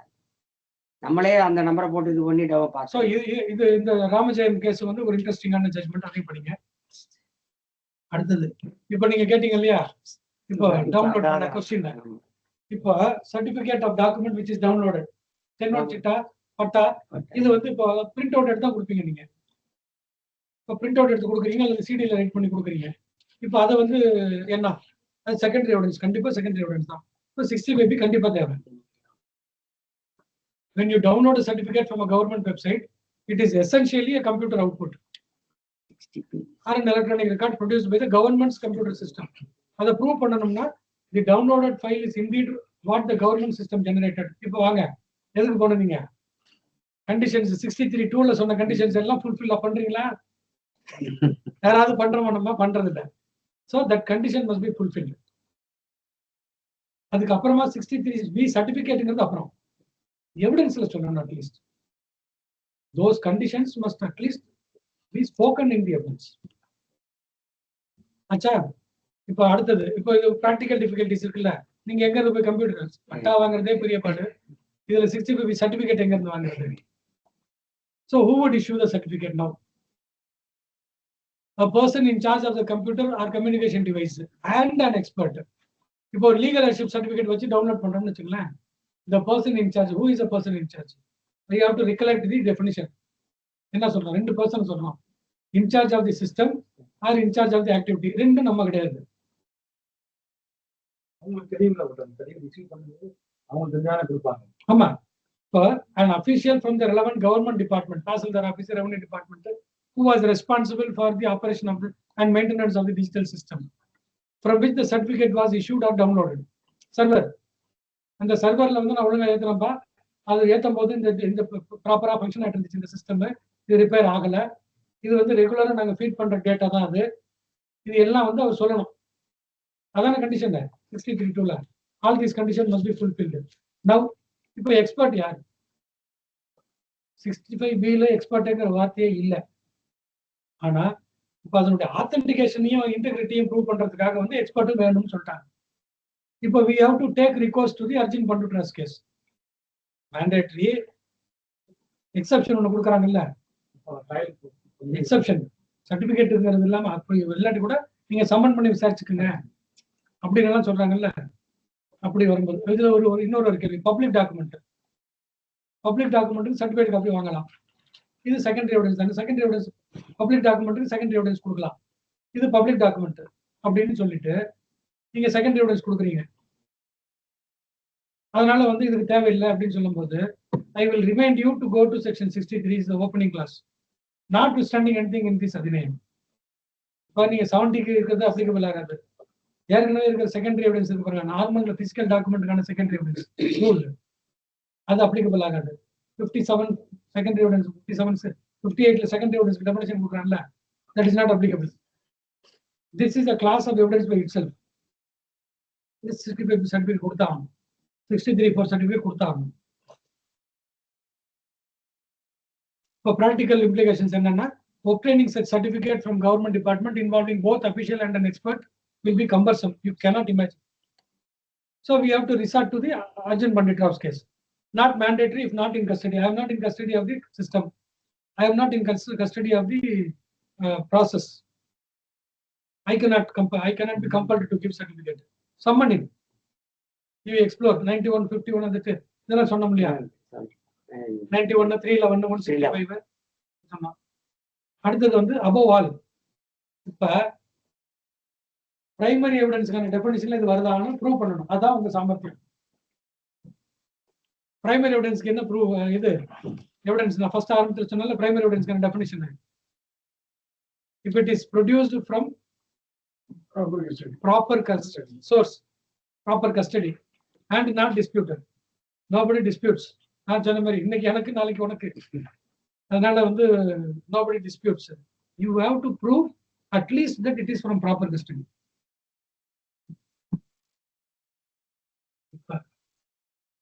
இப்போ வந்து இந்த ஹேஷ் வேல்யூங்கிறது வந்து நம்ம வந்து ஒண்ணுமே இல்லை சார், ஏற்கனவே சொன்ன இது வந்து நம்ம பிசிக்கல் சீல் எப்படி நம்ம பாக்குறோமோ அதே மாதிரி வந்து இது வந்து ஒரு digital seal. Digital physical seal வந்து அரக்கு வச்சுக்கிட்டு ஒரு சாக்பீஸ் எல்லாம் தடவி அந்த ஒரு சீல் எம்பளம் போடுவோம். இது வந்து ஒரு ஆல்பா நியூமரிக் சீக்வன்ஸ்ல வரும். ABCD 1 2 3 4 அந்த கேட்ச் எல்லாம் வரும்ல, அது மாதிரி இந்த கேட்சா அது இது வருது இல்லையா, அது மாதிரி ஒரு அதுவா வரும். அது தட் அது கால்குலேட் ஆகும். எல்லா டாக்குமெண்ட்டுக்கும் ஒரு ஹேஷ் வேல்யூ உண்டு. நீங்க அதை புதுசா ஒன்றும் கொடுக்க வேண்டியதில்லை. இப்போ ஒரு பர்டிகுலர் டாக்குமெண்ட் இருக்கு, PDF file, any file, image, anything, any electronic record that will have a hash value. Only thing is you have to calculate it. அதுக்கு வந்து நிறைய அப்ளிகேஷன்ஸ் இருக்கு. MD5ன்னு ஒரு சாஃப்ட்வேர், ஒரு அப்ளிகேஷன் இருக்கு. SHA 1 2 3 4ன்னு இருக்கு. SHA 256ன்னு ஒரு அப்ளிகேஷன் இருக்கு. என்னன்னா டெவலப்மெண்ட் ஆஃப் டெக்னாலஜி தான். MD5ங்கிறது வந்து ஆத்தென்டிசிட்டி கம்மி. வெறும் ₹1 காசை வச்சு எப்படி எக்ஸாம்பிள் சொல்லணும், ஈஸியா புரியும். அரக்கெல்லாம் வச்சுட்டு காயின் இருக்குல்ல, ₹1 காயின், அதை வச்சு அமுக்குவாங்க சாதாரணமா. ஸோ அதுக்கான ஆத்தென்டிசிட்டி தான். ஒரு காயின் யார் வேணாலும் மேனிப்புலேட் பண்ணலாம். அதே மாதிரி ஒரு ரூபாய் காயின் எடுத்து அதை பிரிச்சுட்டு மறுபடியும் அதில் சீல் வைக்கிறதுக்கான வாய்ப்புகள் அதிகம். அது MD5. அதை விட கொஞ்சம் பெட்டர்னு போகும்போது SH8256ன்னு ஒன்று இருக்கு. அதுதான் இப்போ லேட்டஸ்ட். அதுல வந்து இந்த 15 நம்பர் வரும். அது வந்து latest. That is not easily manipulable. So that is safe அப்படின்னு சொல்லி இப்போதைக்கு சொல்றாங்க. ஃபியூச்சர் மாறலாம். ஸோ இப்போ இது எப்படி நம்ம வந்து கிரியேட் பண்றது அப்படின்னாக்க ரொம்ப ரொம்ப ரொம்ப ரொம்ப சிம்பிள். நம்ம அந்த ஆப் டவுன்லோட் பண்ணிக்கலாம். ஒன்று அந்த டூல் இருக்கு இல்லையா, அதெல்லாம் டவுன்லோட் பண்ணிக்கலாம். அவ்வளோலாம் நமக்கு வேண்டாங்க அப்படின்னா நார்மலாக சிஸ்டம் ஆப்ரேட் பண்ண தெரிஞ்ச யார் வேணும்னாலும் ஹேஷ் வேல்யூவை கால்குலேட். எப்படி கால்குலேட் பண்றது அப்படின்னாக்க, இப்போ உபுண்டுவை பொறுத்த வரைக்கும் எல்லா சிஸ்டமுமே வந்துட்டு அந்த காலத்துல நம்ம டாஸ்ன்னு ஒன்று இருந்துச்சு, ஞாபகம் இருக்கா? எத்தனை பேருக்கு தெரியும்னு தெரியல. அது வந்து இப்போ நம்ம இந்த மாதிரி இன்டர்ஃபேஸ் இருக்காது. கருப்பு ஸ்க்ரீன்ல வந்துட்டு ஒரு பிளிங்க் ஆகிட்டே இருக்கும், என்னென்னமோ அடிச்சுக்கிட்டே உட்காந்துருப்பாங்க, கமாண்ட் கொடுப்பாங்க. ஓப்பன் அப்படின்னாக்க நம்ம ஃப்ரெண்ட்ஸ் வச்சு கிளிக் பண்றோம்ல, அது மாதிரி கிடையாது. ஓப்பன் அந்த ஃபைலை கொடுத்தாலும் ஓப்பன் ஆகும். அது வந்து டாஸ் ப்ராம்ப்ட்னு பேரு. அது வந்து இப்போ என்ன ஆயிடுச்சு அப்படின்னாக்க வந்து கமாண்ட் ப்ராம்ப்ட்னு வந்துருச்சு. இதுல வந்துட்டு உபுண்டுவை பொறுத்த வரைக்கும் வந்து டெர்மினல்னு பேர் இருக்கு.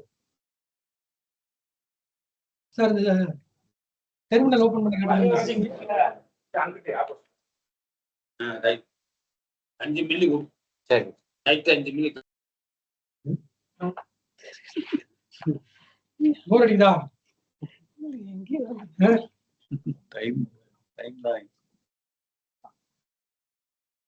அந்த டெர்மினல் சீக்கிரமா முடிஞ்சிச்சு.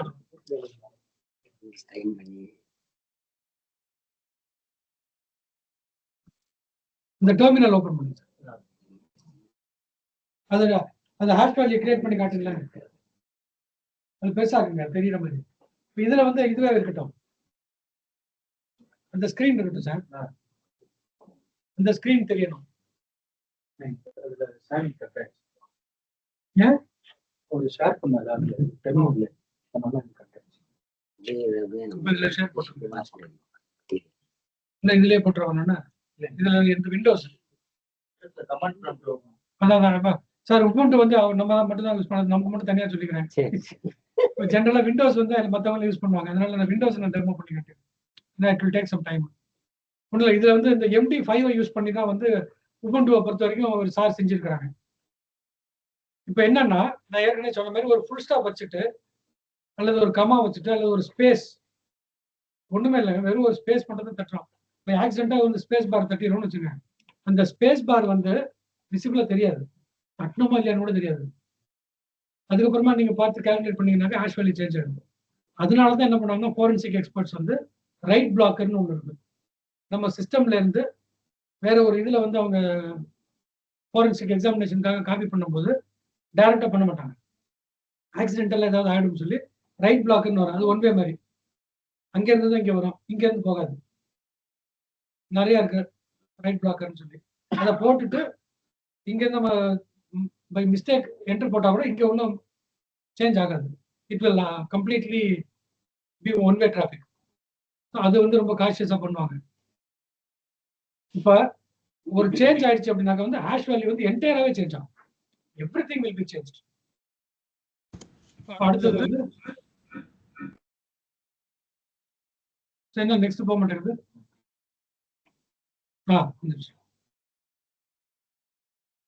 இப்போ இது வந்து விண்டோஸை பொறுத்த வரைக்கும் வேற வேற அல்காரிதம்ஸ் இருக்கு சார்.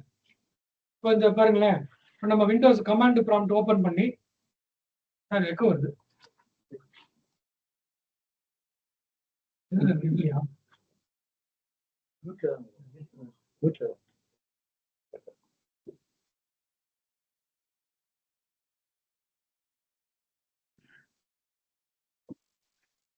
நம்ம வந்து அந்த கமாண்ட் ப்ராம்ப்ட்னு சொன்னோம்ல, அதை ஓபன் பண்ணிட்டு நம்ம மேனுவலா 2 கமாண்ட் கொடுக்கணும்.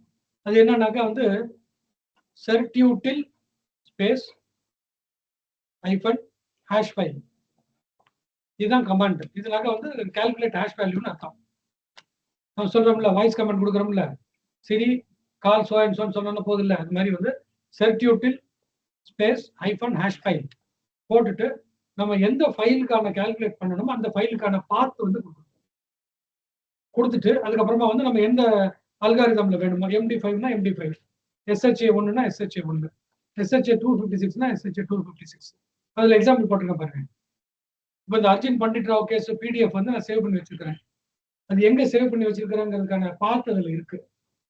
கமாண்ட் வந்து செர்ச்யூட்டில் ஹேஷ் ஃபைல் அந்த பார்த்து SHA 256க்கான ஹேஷ் வேல்யூ ஜென்ரேட் பண்ணுங்க அப்படின்னு சொன்னோன்னே இதுதான் இந்த ஜென்ரேட் பண்ணி வந்துருச்சு.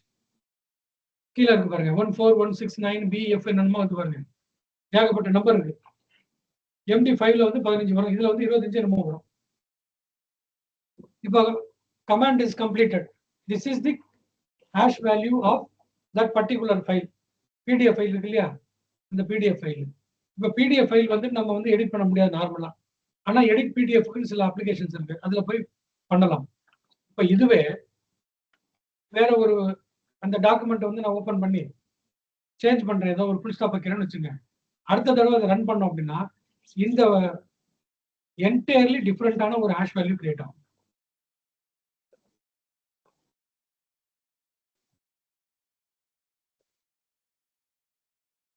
ஷேர் படிச்சு முடியல.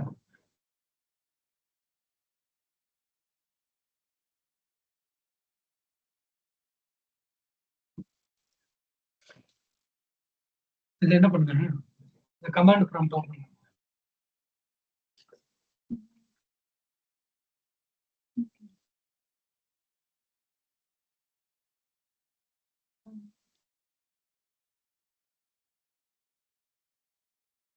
என்ன பண்ணுங்க,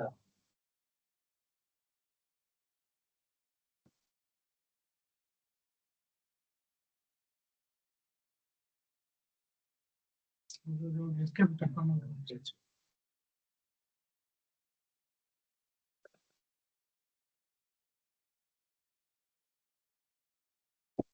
சார் அட்மிட் கொடுத்துருங்க.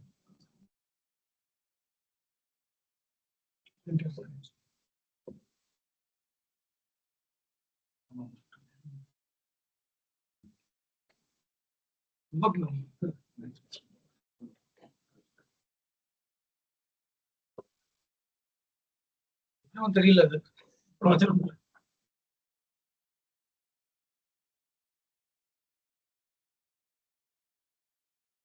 இப்போ வந்து நான் கமாண்ட் கொடுத்துட்டேன்.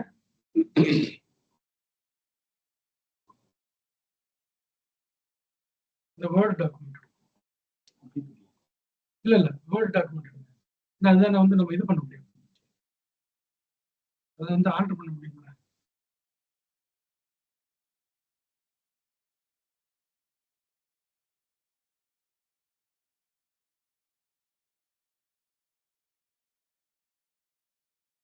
இந்த டாக்குமெண்ட் ஒன்று ஓபன் பண்ணிருக்கோம் சார், இதுல வந்து சொல்லுங்க.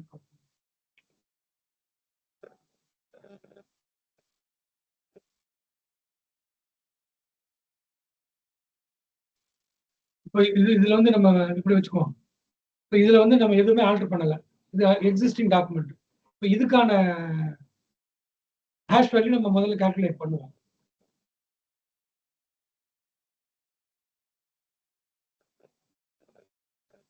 நாட் ரெஸ்பாண்டிங்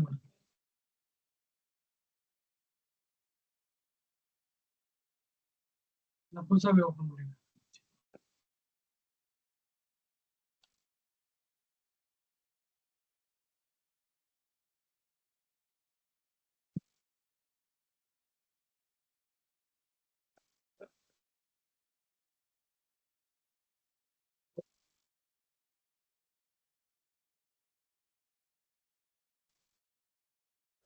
ஓப்பன் நியூ கொடுத்துருக்கேன்.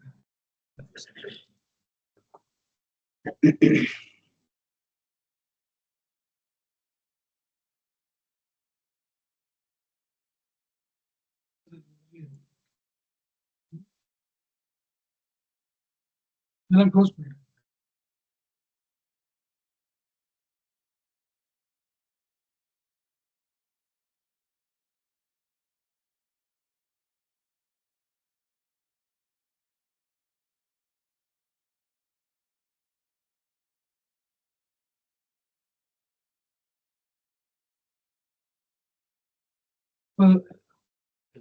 எலக்ட்ரானிக் எவிடன்ஸ்னு ஒன்று போட்டுக்கிறேன், இதை வந்து நான் சேவ் பண்றேன்.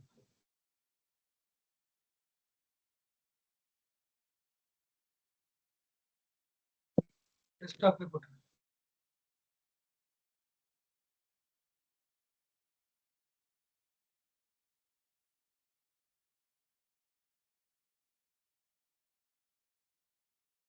இப்போ அந்த ஹேஷ் ஃபைல் கிரியேட் பண்றதுக்காக அந்த எலக்ட்ரானிக் எவிடன்ஸ் நான் சேவ் பண்ணேன் இல்லையா, அது வந்து இப்போ டெஸ்க்டாப்ல சேவ் பண்ணேன்.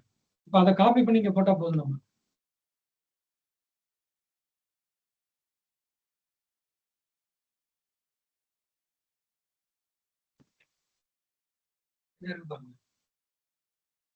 பேஸ்ட் பாத் டு ஃபைல்னு வருதா, முடிஞ்சிருச்சு. இப்போ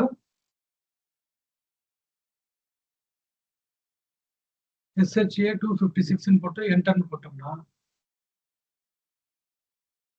வந்துருச்சு பாருங்க. அது கொஞ்சம் பெருசுபடுத்துவோம். இப்போ இந்த ஹேஷ் வேல்யூ இங்க இருக்கு பாருங்க, இதுதான் ஹேஷ் வேல்யூ.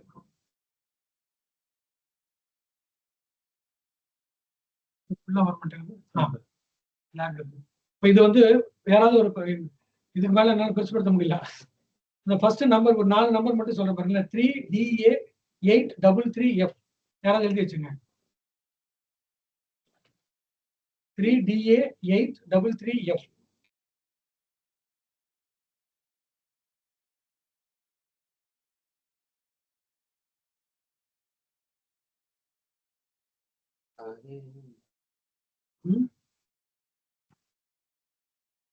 இப்போ இதுல வந்து ஃபுல் ஸ்டாப் வைக்கல. இப்போ ஒரு ஃபுல் ஸ்டாப் மட்டும்தான் வைக்கிறேன். அடிச்சா இப்போ க்ளோஸ் பண்ணிடுறேன். சேஞ்சஸ் சேவ் பண்ணியாச்சு. இப்போ அதே மாதிரி கமாண்ட்ல போய் மறுபடியும் அதையே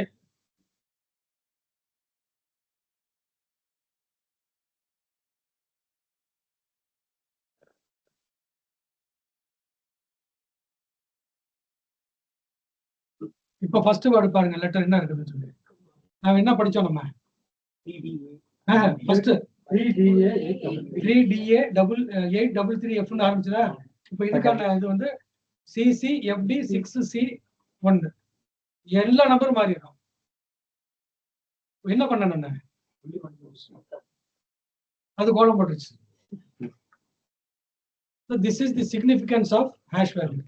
So this hash value plays a vital role in electronic evidence, and without ascertaining whether there is any tampering of evidence or tampering or alteration, any way of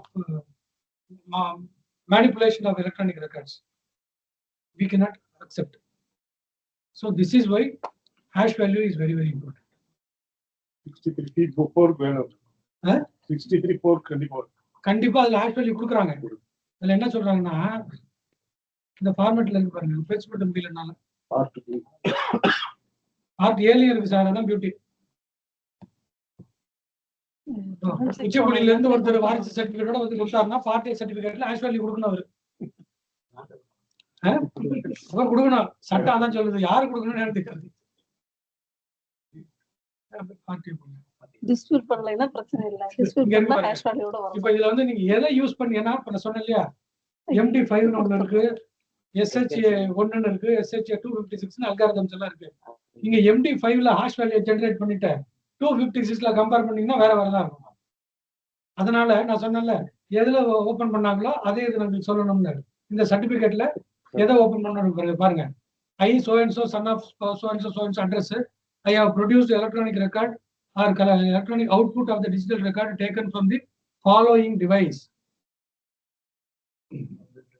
computer, storage media, அல்லது DVR, mobile, flash drive, CDR, DVD, server, cloud, other.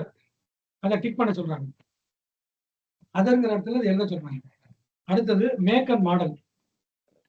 இதனுடைய make and model எழுதணும். Colour கேட்கறாங்க. அடுத்தது serial number. நான் சொன்னால இதுக்குன்னு ஒரு number இருக்கும்ல, அந்த சீரியல் நம்பர் ஒவ்வொரு இருக்கும் நம்பர். மொபைலை பொறுத்தவரைக்கும் IMI நம்பர். இந்த பர்టిక్యులர் 63B வேணும். 63ல இதெல்லாம் கொடுக்கணும். 63 பழைய கேஸுக்கு வந்து 63 வராது. 65 1/4/2014 முன்னாடி இருக்கிற கேஸ் எல்லாத்துக்கும் 65B தான். அது சில பர்టిక్యులர்ஸ் கேக்குறாங்க, நம்பர்லாம் கேக்குறாங்க. ஆமா, இவ்வளவு டீடைல்ஸா கேட்கறது இல்ல. மேனர் கேட்கறாங்க. அதுக்கு மட்டும் இல்லாம IMI, UNI, MAC number, cloud ID number as applicable and any other relevant information if any about the device or digital record specify பண்ணணும். The digital device or the digital record source was under the lawful control for regularly creating, storing or processing information for the purposes of carrying out regular activities, and during this period the computer or the communication device was working properly and the relevant information was regularly fed into the computer during the ordinary course of business. எல்லாம் இந்த 63(2) ல இருக்கிற conditions பூரா அதுல வந்து பாருங்க. கொடுத்துறலாம். இது வந்து எல்லாமே இது வந்து அவங்க தான் கொடுத்திருக்கிறது அவர் கம்பேர் பண்ணி கொடுக்கணும். ஆக்சுவலா இதுல என்ன ஒரு பிரச்சனைனா, it is my understanding part B cannot be insisted for in all the cases.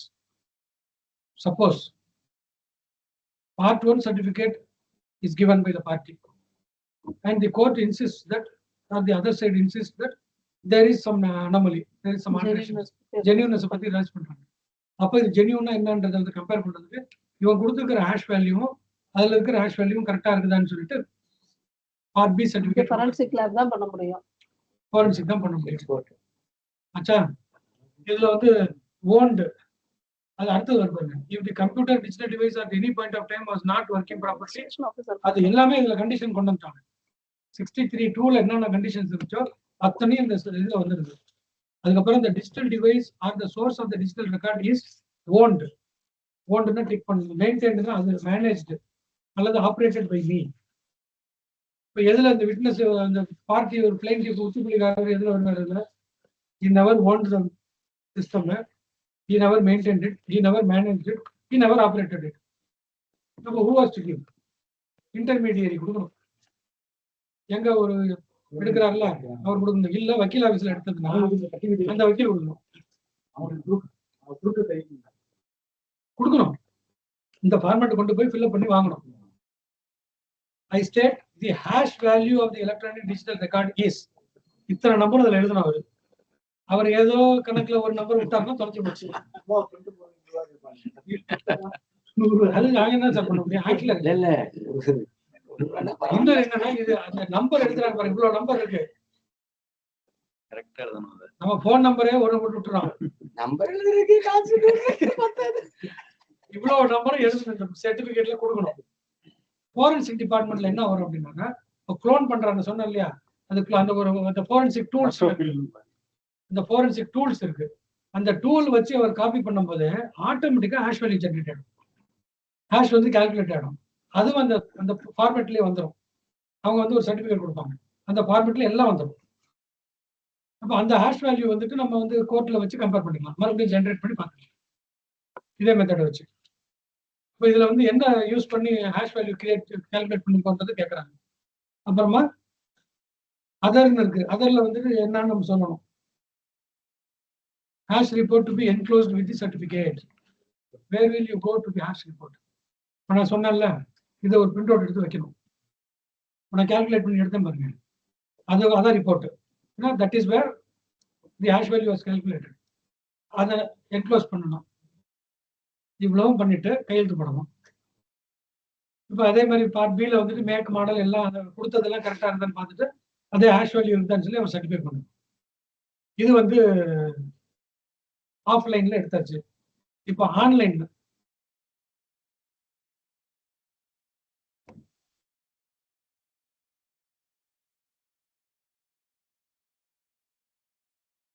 அங்கடிச்சா வந்துருச்சு. இப்போ ஆன்லைன் டாக்குமெண்ட்ஸுக்கு எப்படி எடுக்கிறது? தாசில்தார் ஆஃபீஸுக்கு போறீங்க, ஆன்லைன்ல இருந்து ஒரு டவுன்லோட் பண்றதா சொல்றீங்கல்ல, இப்போ அட்வொகேட் ஆஃபீஸ்ல இருந்தே பண்ணலாம். அவனுடைய ஒரு யூசர் நேம் ஏதோ கொடுப்பாங்க, அதை வச்சு நம்ம லாகின் பண்ணிட்டு அவங்க சர்டிஃபிகேட் அப்லோட் பண்ணிடுவாங்க, நம்ம இங்க டவுன்லோட் பண்ணிக்கலாம். வெப்சைட்லயே நம்ம தமிழ்நாடு வெப்சைட்லயே பட்டா அதெல்லாம் கரெக்ட் தான். ஹேஷ் வேல்யூ எப்படி எடுப்பீங்க?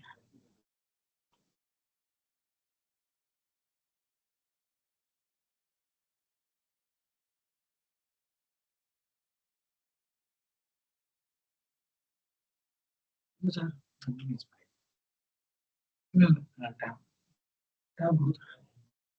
ஏதாவது ஒரு வெப்சைட் சொல்லுங்களேன். நம்ம கோர்ட்டுக்கு போகுமா? கோர்ட்டுக்கு வருமா சார்? செக்யூரிட்டி தானே? ஆமா டிகோட் ராமன் ஆனா அகாடமி செக்யூரிட்டி கிடையாது. Website is not secure. எஸ்ன்ற வார்த்தை HTTP எஸ்ன்னு வரலாம் செக்யூரிட்டி. தைரியமா நம்ம உள்ளார போகலாம். எஸ் வரலனாக்கா அது செக்யூரிட்டி இல்லை, சர்டிபிகேட் இல்லைன்னு அர்த்தம். படிங்க. டிகோட் ஸ்பேஸ்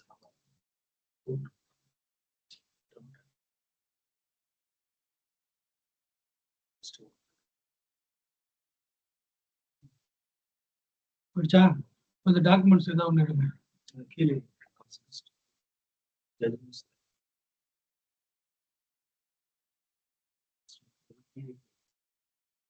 இப்போ civil rules of practice and circular orders ஒன்று இருக்கு சார். அதை போய் நான் எடுக்கிறேன். ஓப்பன் ஆயிடுச்சா?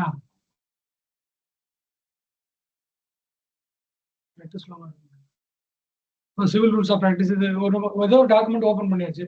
இப்போ இது வந்து எலக்ட்ரானிக் ரெக்கார்டு. இதை நம்ம டவுன்லோட் பண்ணோம்னா என்கிட்ட வந்துடும், செகண்டரி ஆகிடும். சிடிலையோ அல்லது பிரிண்ட் அவுட்டோ எடுத்தோம்னா. விண்டோஸ் யூஸ் பண்றோம். இந்த வெப்சைட்டுக்கு போயிட்டு நம்ம பார்க்கணும். இப்போ நம்ம ஓப்பன் பண்ணோம்ல கோர்ட் ஓப்பன் பண்ணோமா? இப்போ இந்த லெஃப்ட் சைடு கார்னர் இந்த டைப் வருது பாருங்க, ராமநாதபுரம் கோர்ட்னு மேல வருது இல்ல, இந்த இடம்.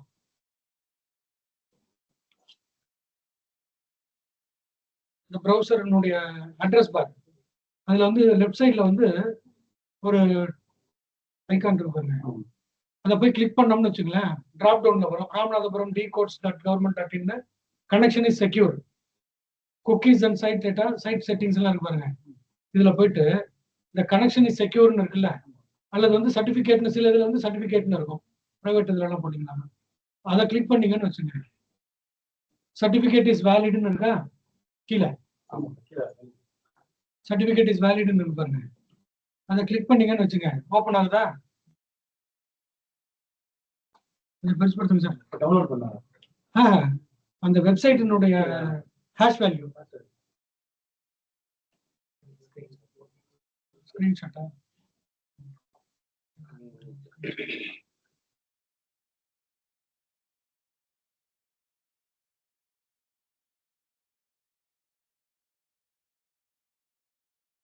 அந்த சிஸ்டத்துல காட்டுங்க சார்.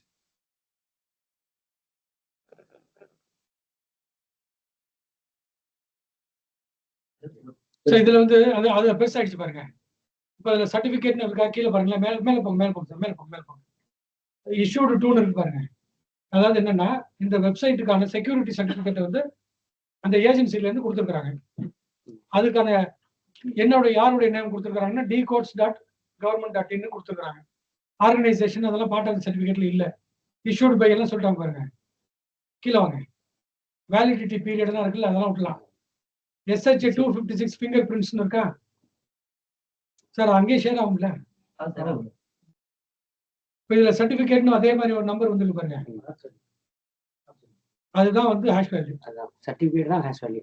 அந்த நம்பர், அந்த சர்டிபிகேட்னு ஒரு நம்பர் கொடுத்துருக்காங்க பாருங்க, அது வந்து இந்த வெப்சைட்டுக்கான ஹேஷ் வேல்யூ. இது பப்ளிக் கீன்னு இருக்கு பாருங்க, இது வந்து அதை ஆத்தென்டிகேட் பண்ண, அது வந்து வெரிஃபை பண்றதுக்கான பப்ளிக் கீ. இது வந்து ஆன்லைன்ல போய் நம்ம வந்து செக் பண்ணிக்கலாம். இப்போ நீங்க ஒரு LR சர்டிபிகேட் டவுன்லோட் பண்றீங்க அப்படின்னா இந்த QR கோட் போட்டோம்னாக்கா அது போகுது பாருங்க, ஜெனின் சொல்றதுல அது வந்து பிஹைண்ட் த ஸ்கிரீன் இந்த வேலையெல்லாம் பண்ணிடும். இது நம்ம மேனுவலா பண்றோம், அது பிஹைண்ட் த ஸ்கிரீன் பண்ணிட்டு கரெக்ட் பண்ணுறோம். இந்த ஹேஷ் வேல்யூ, இந்த சர்டிபிகேட்டும் அந்த சர்டிபிகேட்டும் டேலி ஆகுதுன்னு சொல்லி, இல்ல எடுத்ததுக்கு அப்புறமா அதை மேனிபுலேட் பண்ணியிருந்தாங்கன்னா ஒன்றும் பண்ண முடியாது. அதுக்கு ஒரு எக்ஸாம்பிள் சொல்றேன் பாருங்களேன். எல்லாம் ஹேஷ் வேல்யூ எல்லாம் கரெக்ட் தான். ஒரு CCTV கேமரா இருக்கு, அது வந்து ஒரு பர்டிகுலர் பர்சனோட வீட்டில் வந்து ரெக்கார்ட் ஆகுது. என் வீட்டில் நான் பிரைவேட்டா ஒரு CCTV கேமரா வச்சிருக்கேன், அல்லது ஒரு கடையில் வச்சிருக்கேன். அந்த இடத்துல ஏதோ ஒரு இன்சிடென்ட் நடக்குது, கவர்மெண்ட்டினுடைய CCTV இல்லை. அந்த கடைக்காரன்ட்ட போய் போலீஸ்காரங்க வாங்குவாங்க. அதுக்கு என்ன பண்ணுவாங்க அப்படின்னாக்க, அந்த ஹார்ட் டிரைவ் வந்து அவன் கொடுத்துட்டான், ஏன்னா அது ரெக்கார்ட் ஆகிட்டு இருக்கும். இதை கொடுத்துட்டு அவனுக்கு கஷ்டம், நீ வேணா அதில் காப்பி பண்ணிக்கிங்க சார் அப்படிம்பா. இங்க இருந்து ஒருத்தர் சார் சொன்ன மாதிரி ஒருத்தர் அழைச்சிட்டு போய், அவர் எக்ஸ்பர்ட் ஒருத்தர் கடை வச்சிருப்பாரு, இங்க வேற ஒரு சிஸ்டம் கம்ப்யூட்டர் கடை வச்சிருப்பாரு, அவர் போய் அதை எல்லாத்தையும் காப்பி பண்ணிட்டு சர்டிபிகேட் கொடுத்துருவாரு. அதெல்லாம் வாங்கிட்டு வந்துடுறாங்க. வாங்கிட்டு வந்ததுக்கு அப்புறமா அதை என்ன பண்றாங்கன்னாக்கா, அந்த ஒரு சிஸ்டம்ல போட்டு அதை வந்து அந்த CCTVல எடிட் பண்றாங்க, டெலிஷன் பண்றாங்க. இப்போ ஒரு பர்டிகுலர் பீரியட் ஆஃப் டைம்ல வந்துட்டு 2 பேர் ஒரு 10 நிமிஷத்துக்கு கேப்ல போறாங்கன்னு வச்சுக்கேன். அக்கரன்ஸ் டைமுக்கு 10 நிமிஷம் இன்னும் அரௌண்ட் 10 மினிட்ஸ்ல 2 பேர் போறாங்க. அதுல ஒருத்தன் தான் அக்யூஸ்டு. இவன் ஒருத்தனை வந்து இவன் தான் அக்யூஸ்டுன்னு ஃபிக்ஸ் பண்ணிடுறாங்க போலீஸ்.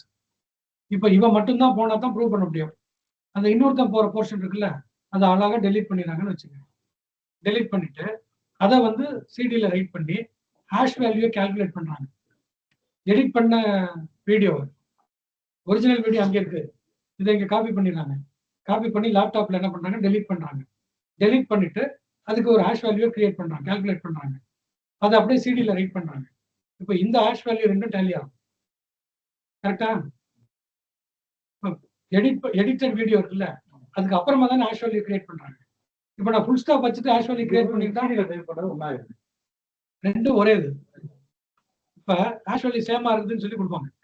நம்ம என்ன பண்ணணும்னா, இது எப்படி இருக்கும் அப்படின்னாக்கா, நம்ம இந்த கிரவுண்ட் கேஸ்ல 4-1 கேபிட்டல் போடுவாங்கல்ல, சீல் வைக்கிறதுக்கு முன்னாடியே அட்ரபின் போட்டுருவான். அதுக்கப்புறமா சீல் இன்டாக்டா இருந்து என்ன பண்றது, already manipulated. So we have to look for the original source. அதனால தான் எலக்ட்ரானிக் எவிடன்ஸை பொறுத்த வரைக்கும் ஒரிஜினல் சோர்ஸை இன்சிஸ்ட் பண்ணுங்கன்னு சொல்றாங்க. we may not know when it was manipulated. இப்போ அந்த ஹேஷ் வேல்யூ இருக்குல்ல, ஒரிஜினல் ஹார்ட் டிஸ்க், அந்த ஹார்ட் டிரைவ், அதுல வந்து அந்த ஒரு பர்டிகுலர் டேட்டுக்கான வீடியோஸ் ஸ்டோர் ஆகிடும், ஒவ்வொரு டேட்டா ஸ்டோர் ஆகிடும். அதை வந்து ஒரிஜினல் அப்படியே காப்பி பண்றாங்கல்ல, அதுக்கான ஹேஷ் வேல்யூ கால்குலேட் பண்ணா இதுக்கு அதுக்கும் டேலி ஆகுது, வேற இருக்கும். அப்போ ஒரிஜினல் சோர்ஸினுடைய ஹேஷ் வேல்யூ தான் நம்ம எடுத்துக்க முடியும். அட்ராபின் போட்டதுக்கு அப்புறம் வச்ச சீல கணக்கில் எடுத்துக்க கூடாது. கிளாஸ்ல கேட்பாங்கல்ல, அதுக்கு முன்னாடியே போட்டாச்சுன்னு சொல்லிட்டு, அது மாதிரி. இவ்வளவுதான் எனக்கு தெரிஞ்சது எவிடன்ஸ் ஆக்டை பொறுத்தவரைக்கும் எலக்ட்ரானிக் ரெக்கார்ட்ல. ஏதாவது கேள்விகள் இருக்கா? இல்லை சார்.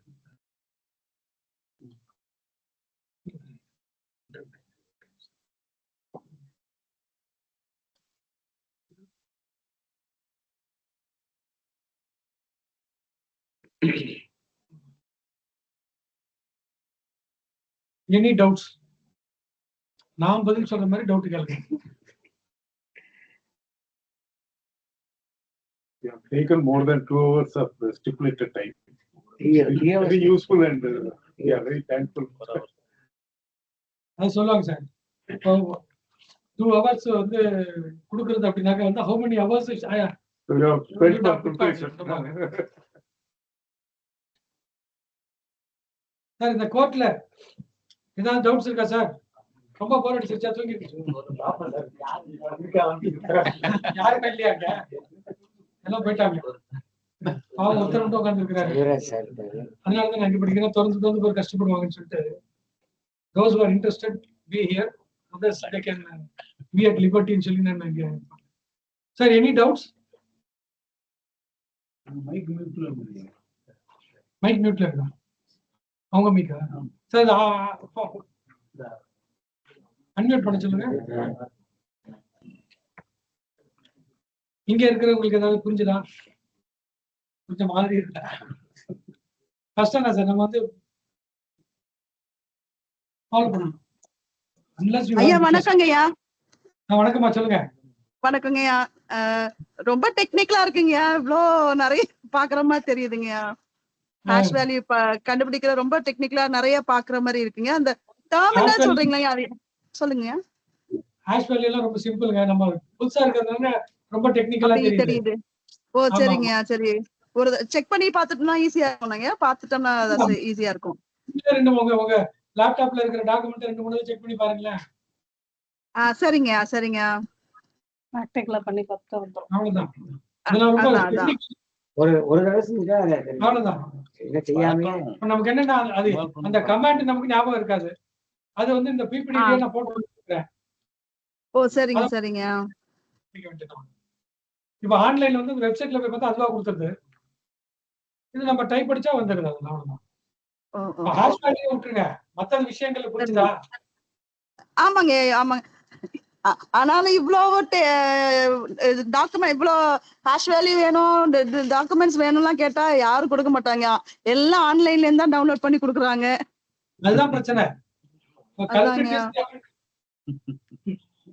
அதனாலதான் வந்து நம்ம அர்ஜுன் பண்டிட் ராவ் கேஸ்ல வந்து ராமசுப்ரமணியம் கொடுத்திருக்கிற அந்த போர்ஷன் ஆஃப் தி ஜட்மெண்ட் படிச்சு பாருங்க. சரிங்க. ஏஜென்சி கொடுத்துறாங்க. இது என்னன்னா my understanding is all these complications are intended for criminal cases. Criminal கேசஸ்க்கு தான் அதை இன்வெஸ்டிகேஷன் ஏஜென்சி பண்ணிடுறாங்க. No problem. சிவில் பிரைவேட் கேசஸ்க்கு வந்து இவ்வளவு தேவையில்லை. எந்த டாக்குமெண்ட் அப்ளை பண்ணாலுமே ஆன்லைன்ல தான் அப்ளிகேஷன் ஆன்லைன்ல தான் ஆன்லைன்ல தான் கொடுக்குறாங்க. கிரிமினல் கேசஸ் பொறுத்த வரைக்கும் வந்து இவ்வளவு இது தேவை, ஸ்ட்ரிக்ட் தேவை. என்ன செய்றாங்கன்னா எக்ஸ்போர்ட்ல அந்த இதுல போய் வாங்குறது, இதுல வாங்காம அவங்க கம்பேரிசனுக்கு போயிடுறாங்கல்ல, கம்பேரிசன் கொடுத்துடுறாங்கல்ல ஒரு மொபைல வாங்காம டவுன்லோட் பண்ணி அவனை ஒரு ஒரு ஒரு எக்ஸ்ட்ரா ஒரு தனியார் ஒரு நபரை வச்சு டவுன்லோட் பண்ணி அவன்கிட்ட ஒரு லெட்டர் சர்டிஃபிகேட் வாங்கி கொடுக்குறாங்க. ஃபைல் பண்ணும்போது யார் அப்ஜெக்ட் பண்றீங்க? அது வரும்போது பண்ணிடுவோம். ஒரு இனிமேல் பண்ணிடுவாங்க. அப்ஜெக்ட் பண்றது இல்ல, அப்ஜெக்ட் பண்ணா தானே வந்து அதுக்காக எனக்கு இதே டிட்டோ கேஸ்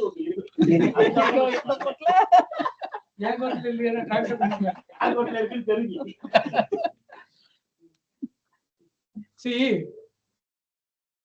நம்ம ஒரு விஷயத்துல வந்து நம்ம தெளிவா இருக்கணுங்க. என்னன்னா we cannot legislate law. நம்ம வந்து ஒரு சட்டத்தை ஏற்றுறதுக்கு நமக்கு அதிகாரம் கிடையாது. தப்போ ரைட்டோ ஒரு சட்டத்தை கொடுத்துட்டாங்க, அதை நம்ம படிச்சுட்டு அதுல என்ன பண்ண முடியுமோ அதான் நம்ம பார்க்கணுமே ஒழிய வேற இதுக்கு மீறி நம்ம ஒன்றும் பண்ண முடியாது. 323 வந்துட்டு அஃபென்ஸ் அப்படின்னாக்க அது அஃபென்ஸ் தான், அவ்வளவுதான். என்னங்க அது சும்மா கண்ணத்துல அடிச்சாலும் அஃபென்ஸ் ஆனா அஃபென்ஸ் இல்லை, நம்ம என்ன பண்ண முடியாது இல்லையா? பெயின் இஸ் சிம்பிள் இன்ஜுரி இல்லையா? அது என்னங்க அது அநியாயம், அது சும்மா அப்படி தட்டினதுக்கு 323 போட்டா அது நியாயமான நியாயம் இல்லதான். Unless and until it is removed from the statute. போச்சு இல்ல, அதுக்கு 323ல வந்து நம்ம மன்னிச்சு வரலான்னு இருக்கு, ஈவோல வரலான்னு இருக்கு. அது மட்டும் இல்லைங்க, இந்த ஆக்ட் வந்து பிஎஸ்ஐல வந்து இப்ப 2 ஜட்மெண்ட் வந்துருச்சு, 2 ஃபார்ம் வந்துச்சு. That has to be tested before the law. கோர்ட்ஸ்ல வந்து அது இன்னும் டெஸ்ட் பண்ணல. இது என்னன்னாக்க ஹோப் என்ன அப்படின்னாக்க இதை வந்து அவங்க டிஃபரன்ஷியேட் பண்ணுவாங்க. இந்தந்த கேஸுக்கு தான் வந்து ஏ வரணும், இந்தந்த கேஸுக்கு வந்து பார்ட் பி தேவையில்லைன்னு சொல்லி, இதுக்குதான் பார்ட் பி தேவைன்னு சொல்லி ஏதாவது ஒன்று கொடுப்பாங்க. ஆனா அர்ஜுன் பண்டிட்ராவை விட லார்ஜர் பெஞ்ச் வந்தா தான் பண்ண முடியும். ஏன்னா அது வந்து 65B வந்துட்டு மேண்டேட்டரின்ட்டாங்க. 65B மேண்டேட்டரினா அதுதான் அப்படியே 63ல இருக்கு. Nothing new. இப்ப இதுக்கு தனியா வந்து ஒரு இன்டர்பிரேஷன் கொடுக்க முடியாது. Unless and otherwise the larger bench comes to a conclusion. இல்லைன்னா பெரிய இன்குவரி ஆகும். இப்போ அதுதான் வந்து நம்ம இவரும் சொல்றாங்க. இந்த யுவராஜ் கேஸ் இருக்கு பாருங்க, கோகுல்ராஜ் மர்டர் கேஸ்ல சொல்லும் போதும் இப்போ நீங்க சொன்னீங்கல்ல, நம்ம சப்ஜெக்ட் சொன்னாங்க பாருங்க, எவ்வளோ தலை சுத்தலா இருக்குதுன்னு சொல்லி. அதான் சொல்லி இதெல்லாம் தேவையே இல்லாதது, இவ்வளவு ஏன் இவ்வளவு வச்சிருக்காங்கன்னு தெரியல. இங்கிலாந்துல எல்லாம் அதெல்லாம் எப்பயோ எடுத்துட்டாங்க. காமன் லா அப்ரிசியேஷன் எவிடன்ஸ் வந்து அங்கே காமன் லா தான். இன்னொரு ஒரு ஐரனி ஒண்ணு இருக்கு. இந்தியன் எவிடன்ஸ் ஆக்ட் நமக்கு எப்போ வந்துச்சு? 1857. The author is Stephen. அவர் என்ன பண்றாரு, நம்ம இந்தியாவுக்கு, ஸ்ரீலங்காவுக்கு, காமன்வெல்த் கண்ட்ரிஸ் எல்லாத்துக்கும் வந்து ஒரு ஆக்ட் கஷ்டப்பட்டு கோடிஃபை பண்ணி அந்தந்த இதுக்கு கொடுத்துட்டோம். இதே மாதிரி ஒரு ஆக்ட் வந்து நம்ம இங்கிலாந்துக்கு கொடுக்கணும்னு சொல்லிட்டு ஒரு ப்ரிப்பேர் பண்ணி பார்லிமெண்ட், இங்கிலாந்து பார்லிமெண்ட்ல பிரசன்ட் பண்றாங்க. ஆனா லாங்குவேஜ் எல்லாம் ரொம்ப மோசமா இருக்குது. It is not up to the mark in சொல்லிட்டு it was rejected. Till now they follow only common law. And those who are interested, evidence act நமக்கு படிக்கிறோம். The making of evidence act ன்னு ஒரு book Stevenson எழுதியிருக்கிறார். Stephen இருக்குல்ல, அவரே எழுதியிருக்கிறார். எப்படி எழுதியிருக்கிறாருனாக்கா ஒவ்வொரு செக்ஷன் நம்ம சொல்றோம். கஷ்டமான இல்ல, ஐபிசியா இருக்கட்டும், சிஆர்பி, அந்த இதெல்லாம் படிக்கிறது ஈஸியா இருக்கும், புரியும். பட் எவிடன்ஸ் ஆக்ட் மட்டும் ரொம்ப கஷ்டமா இருக்கும் புரிஞ்சுக்க. அந்த லாங்குவேஜே அந்த எவிடன்ஸ் ஆக்ட்ல ஒவ்வொரு செக்ஷன் இருக்கு பாருங்க. சர்கம்ஸ்டான்ஷியல் எவிடன்ஸ்ல கான்செப்ட் எல்லாம் வந்து காமன் லால இருந்து அவர் கொண்டு வந்தது தான். அது வந்து எப்படி கொண்டு வந்தார், ஒவ்வொரு இதுக்கும் வந்துட்டு அவர் ஒரு புக் எழுதியிருக்கிறாரு. அது ஆன்லைன்ல இருக்கு, ஃப்ரீயா கிடைக்குது. அது வந்து he refers to so many judgments. The circumstantial evidence எடுத்தோம்னாக்கா லேண்ட்மார்க் ஜட்ஜ்மெண்ட்ஸ் இருக்குல்ல, பிரிவி கவுன்சில்ல, குயின்ஸ் கோர்ட், அதுல எல்லாத்துலயும் அந்த ஜட்ஜ்மெண்ட்ஸ்ல செட்டில்டு ப்ராபோசிஷன் அவ்வளோ எடுத்து அதை கோடிஃபை பண்ணி நம்மள்கிட்ட ஒரு கேப்சூலா கொடுத்துருக்காரு. Over night மாத்திட்டோம். அவர் எவ்வளவு கஷ்டப்பட்டிருப்பாரு. பேரை மட்டும் தான் மாத்திருக்காங்க. மாத்த முடியல, எல்லாம் கண்டென்ட்ஸா மாத்த முடியல. மாத்திட்டாங்க. இப்பயும் வந்து பெருசா ஒண்ணும் அதான் சொல்றேன். ஏழு நம்பரை மாத்திருக்காங்க. ரிச்சர்ட் கேஸ் 1976 1976 சார் 1786 அதுல இருந்து ஆரம்பிச்சு சர்க்கம்ஸ்டன்ஷியல் எவிடன்ஸ்ல அதுக்கு நிறைய கேசஸ் இருக்கு. அதுக்கப்புறமா வந்து ஐடென்டிஃபை எல்லாத்துக்கும் இருக்கு சார். ஒவ்வொரு aspect of the evidence act கேஸ்ல டிஸ்கஷன் அது இருக்குங்க. ஓகே சார், க்ளோஸ் பண்ணிடலாம். So thank you very much. Hope I have made some justification. ஓரளவு என்ன, ஏன்னா இதுக்கு இதை விட சிம்பிளாங்கிறது வந்து ரொம்ப கஷ்டம். fully justified. Thank you sir, thank you. நம்ம டாக்குமெண்ட்ஸ் ஆன்லைன் டாக்குமெண்ட் பார்ட் பண்ணாங்க, அதை அப்டேட் பண்றாங்க. அப்டேட் பண்ணாங்க பார்ட் 3 சர்டிஃபிகேட் வேணும், அதை எக்ஸ்பர்ட் தான் கொடுக்கணும். அதுக்கு வந்து கவுன்சில் வந்து எக்ஸ்பர்ட் கமிஷன் மெடிசன் போட்டு அதை ஃபார்வர்ட் பண்ணணுமா? சம்மன் பண்ணலாம். அந்த தாசில்தாரை சம்மன் பண்ணுங்க சார். இங்க எக்ஸ்பர்ட் ஒன்று you try to bring it the primary evidence. That is easy. இது போறது கஷ்டம். அதனால அந்த லூப் ஹோல் ஈஸி தானே. அது கோர்ட் பவருக்கு கோர்ட் டைரக்ட் பண்ண வந்தானாகணும். No dispute. Proper custody approve பண்ணுங்க. போலீஸ் ஒண்ணுதான் வராது. You produce the original. Police summon பண்ணி வராது. போலீஸ் தான் எல்லாம் பாத்துட்டு வந்துருவா. இந்த தாசில்தார் சம்மன் பண்ணுங்க. அல்ல அந்த பர்டிகுலர் பர்சன் சம்மன் பண்ணி ஸ்டாப். இப்ப இது வந்து நீங்க என்ன சார் சொல்றீங்க? ஒரு ஆர்டர் அந்த சர்டிபிகேட் அவங்க கொடுக்க வைக்கணும். டிஸ்கஷன்ல போயிட்டு ஐயா ஒரு டவுட்டுங்க சார். என்ன சார் கேளுங்க சார். ஐயா ரிட்டர்ன் ஆஃப் ப்ராப்பர்ட்டில நம்ம வந்து இந்த மாதிரி போட்டோகிராஃப்ஸ் எடுத்து you should be filed along with சர்டிஃபிகேட்னு வி புட் அ கண்டிஷன். அவர் வந்து கோர்ட் பக்கத்துல இருக்க ஒரு ஜெராக்ஸ் கடைக்கு போறாரு, he takes a photo and என்ன ப்ராப்பர்ட்டி அது சொல்லுங்க. என்ன property? two wheeler, four wheeler any property. சரி, ஜெராக்ஸ் நாளைக்கு கடைக்கு இல்ல சம் செல்போன்ல போட்டோ எடுக்கிறாரு, he goes to ஒரு மொபைல் ஷாப்போ இல்ல ஏதோ போறாரு, அங்க ஒரு பிரிண்ட் அவுட் எடுக்கிறாரு. 63B ல அவர் சர்டிஃபைட் பண்ணி கொடுக்கறாரு. இது வந்து இப்ப ஜெராக்ஸ் அந்த பர்టిక్యులர் சிஸ்டமோட ஓனர் வந்து அந்த ஜெராக்ஸ் கடைக்காரர் தான் வராரு வச்சு. இப்ப இதுலயே வந்துருச்சு. அவர் நீங்க கேக்குற கேள்வி வந்து it is not covered under the evidence act. சரி, கேக்குற doubt it is not covered under the electronic evidence. That is squarely covered by Sundarbhai Ambalal versus state of Gujarat. ஐயா பஞ்ச்நாமா நம்ம அது இல்லங்க, அந்த போட்டோவை எப்படி மார்க் பண்றாங்க? அதான் அதுதான் வரணும். அந்த போட்டோல என்ன பண்ணணும்னு சொல்லிருக்காங்க சுந்தர்பாய் அம்பாலால்ல. ஃபுல் பர்టిక్యులர்ஸ் சொல்லிருப்பாங்க. ஐடென்டிஃபை பண்ணனும். பஞ்ச்நாமா ரெடி பண்ணுங்க. கையெழுத்து வாங்க சொன்னாங்களா? பஞ்ச்நாமா வாங்குறோம் நம்ம பின்னாடி. இதுதான் ரொம்ப கேர்ஃபுல்லா இருக்கணும். அக்யூஸ்ட் கையெழுத்து வாங்கணும், அந்த போலீஸ் கையெழுத்து வாங்கணும். Once you obtain the signature, it becomes primary evidence. It is not an electronic evidence. இப்பதான் வந்து இன்டரிம் கஸ்டடியே கொடுக்கறல, ஃபுல் கஸ்டடியே கொடுக்கறலாம். கஸ்டடின்றது ரிமாண்ட் இருந்துச்சு. அந்த போட்டோ எடுத்துட்டு வர சொன்னாங்க. Not necessary. That பிள்ளைங்க நிக்கவே சந்திரசேகர் நிப்பாங்க. that should be signed. That should be signed.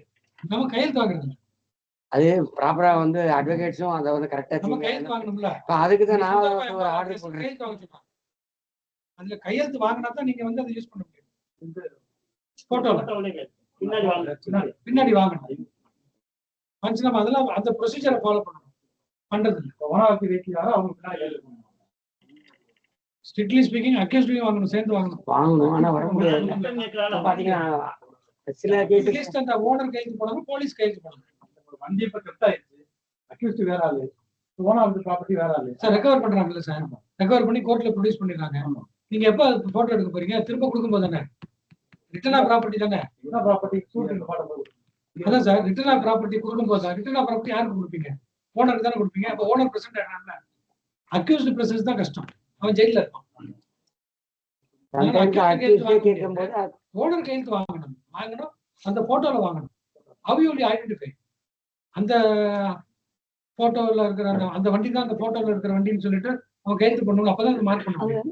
அதனாலதான் அவன் வந்து ஓரளவு சொல்றாங்க காட்டி கேட்கறோம்ல, இந்த புகைப்படத்தில் உள்ள அந்த இருசக்கர வாகனம் தான் காணப்படுது அப்படின்னு. That lapse or lacuna is fulfilled by oral evidence. That is not secondary evidence. That is not electronic evidence. Strictly speaking, the purpose அத நம்ம அந்த செக்ஷன்ல பார்த்தோம் பாருங்க. என்ன பர்பஸ்க்கு நம்ம யூஸ் பண்றோம்ன்றதுல அதுக்காக பார்க்கணும்.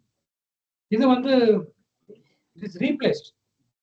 இப்ப அந்த ரத்னா ப்ராப்பர்ட்டி ஆர்டர்லயுமே அந்த condition First will be not missed. You have to obtain, you must make it primary. அதை வந்து நீங்க கையெழுத்து வாங்குறீங்கல்ல, கையெழுத்து வாங்குறீங்க அப்படின்னாக்கா வந்து ப்ராப்பர் சோர்ஸ் அண்ட் இது வந்து டிஸ்பியூட் இல்லாம வந்து எஸ்.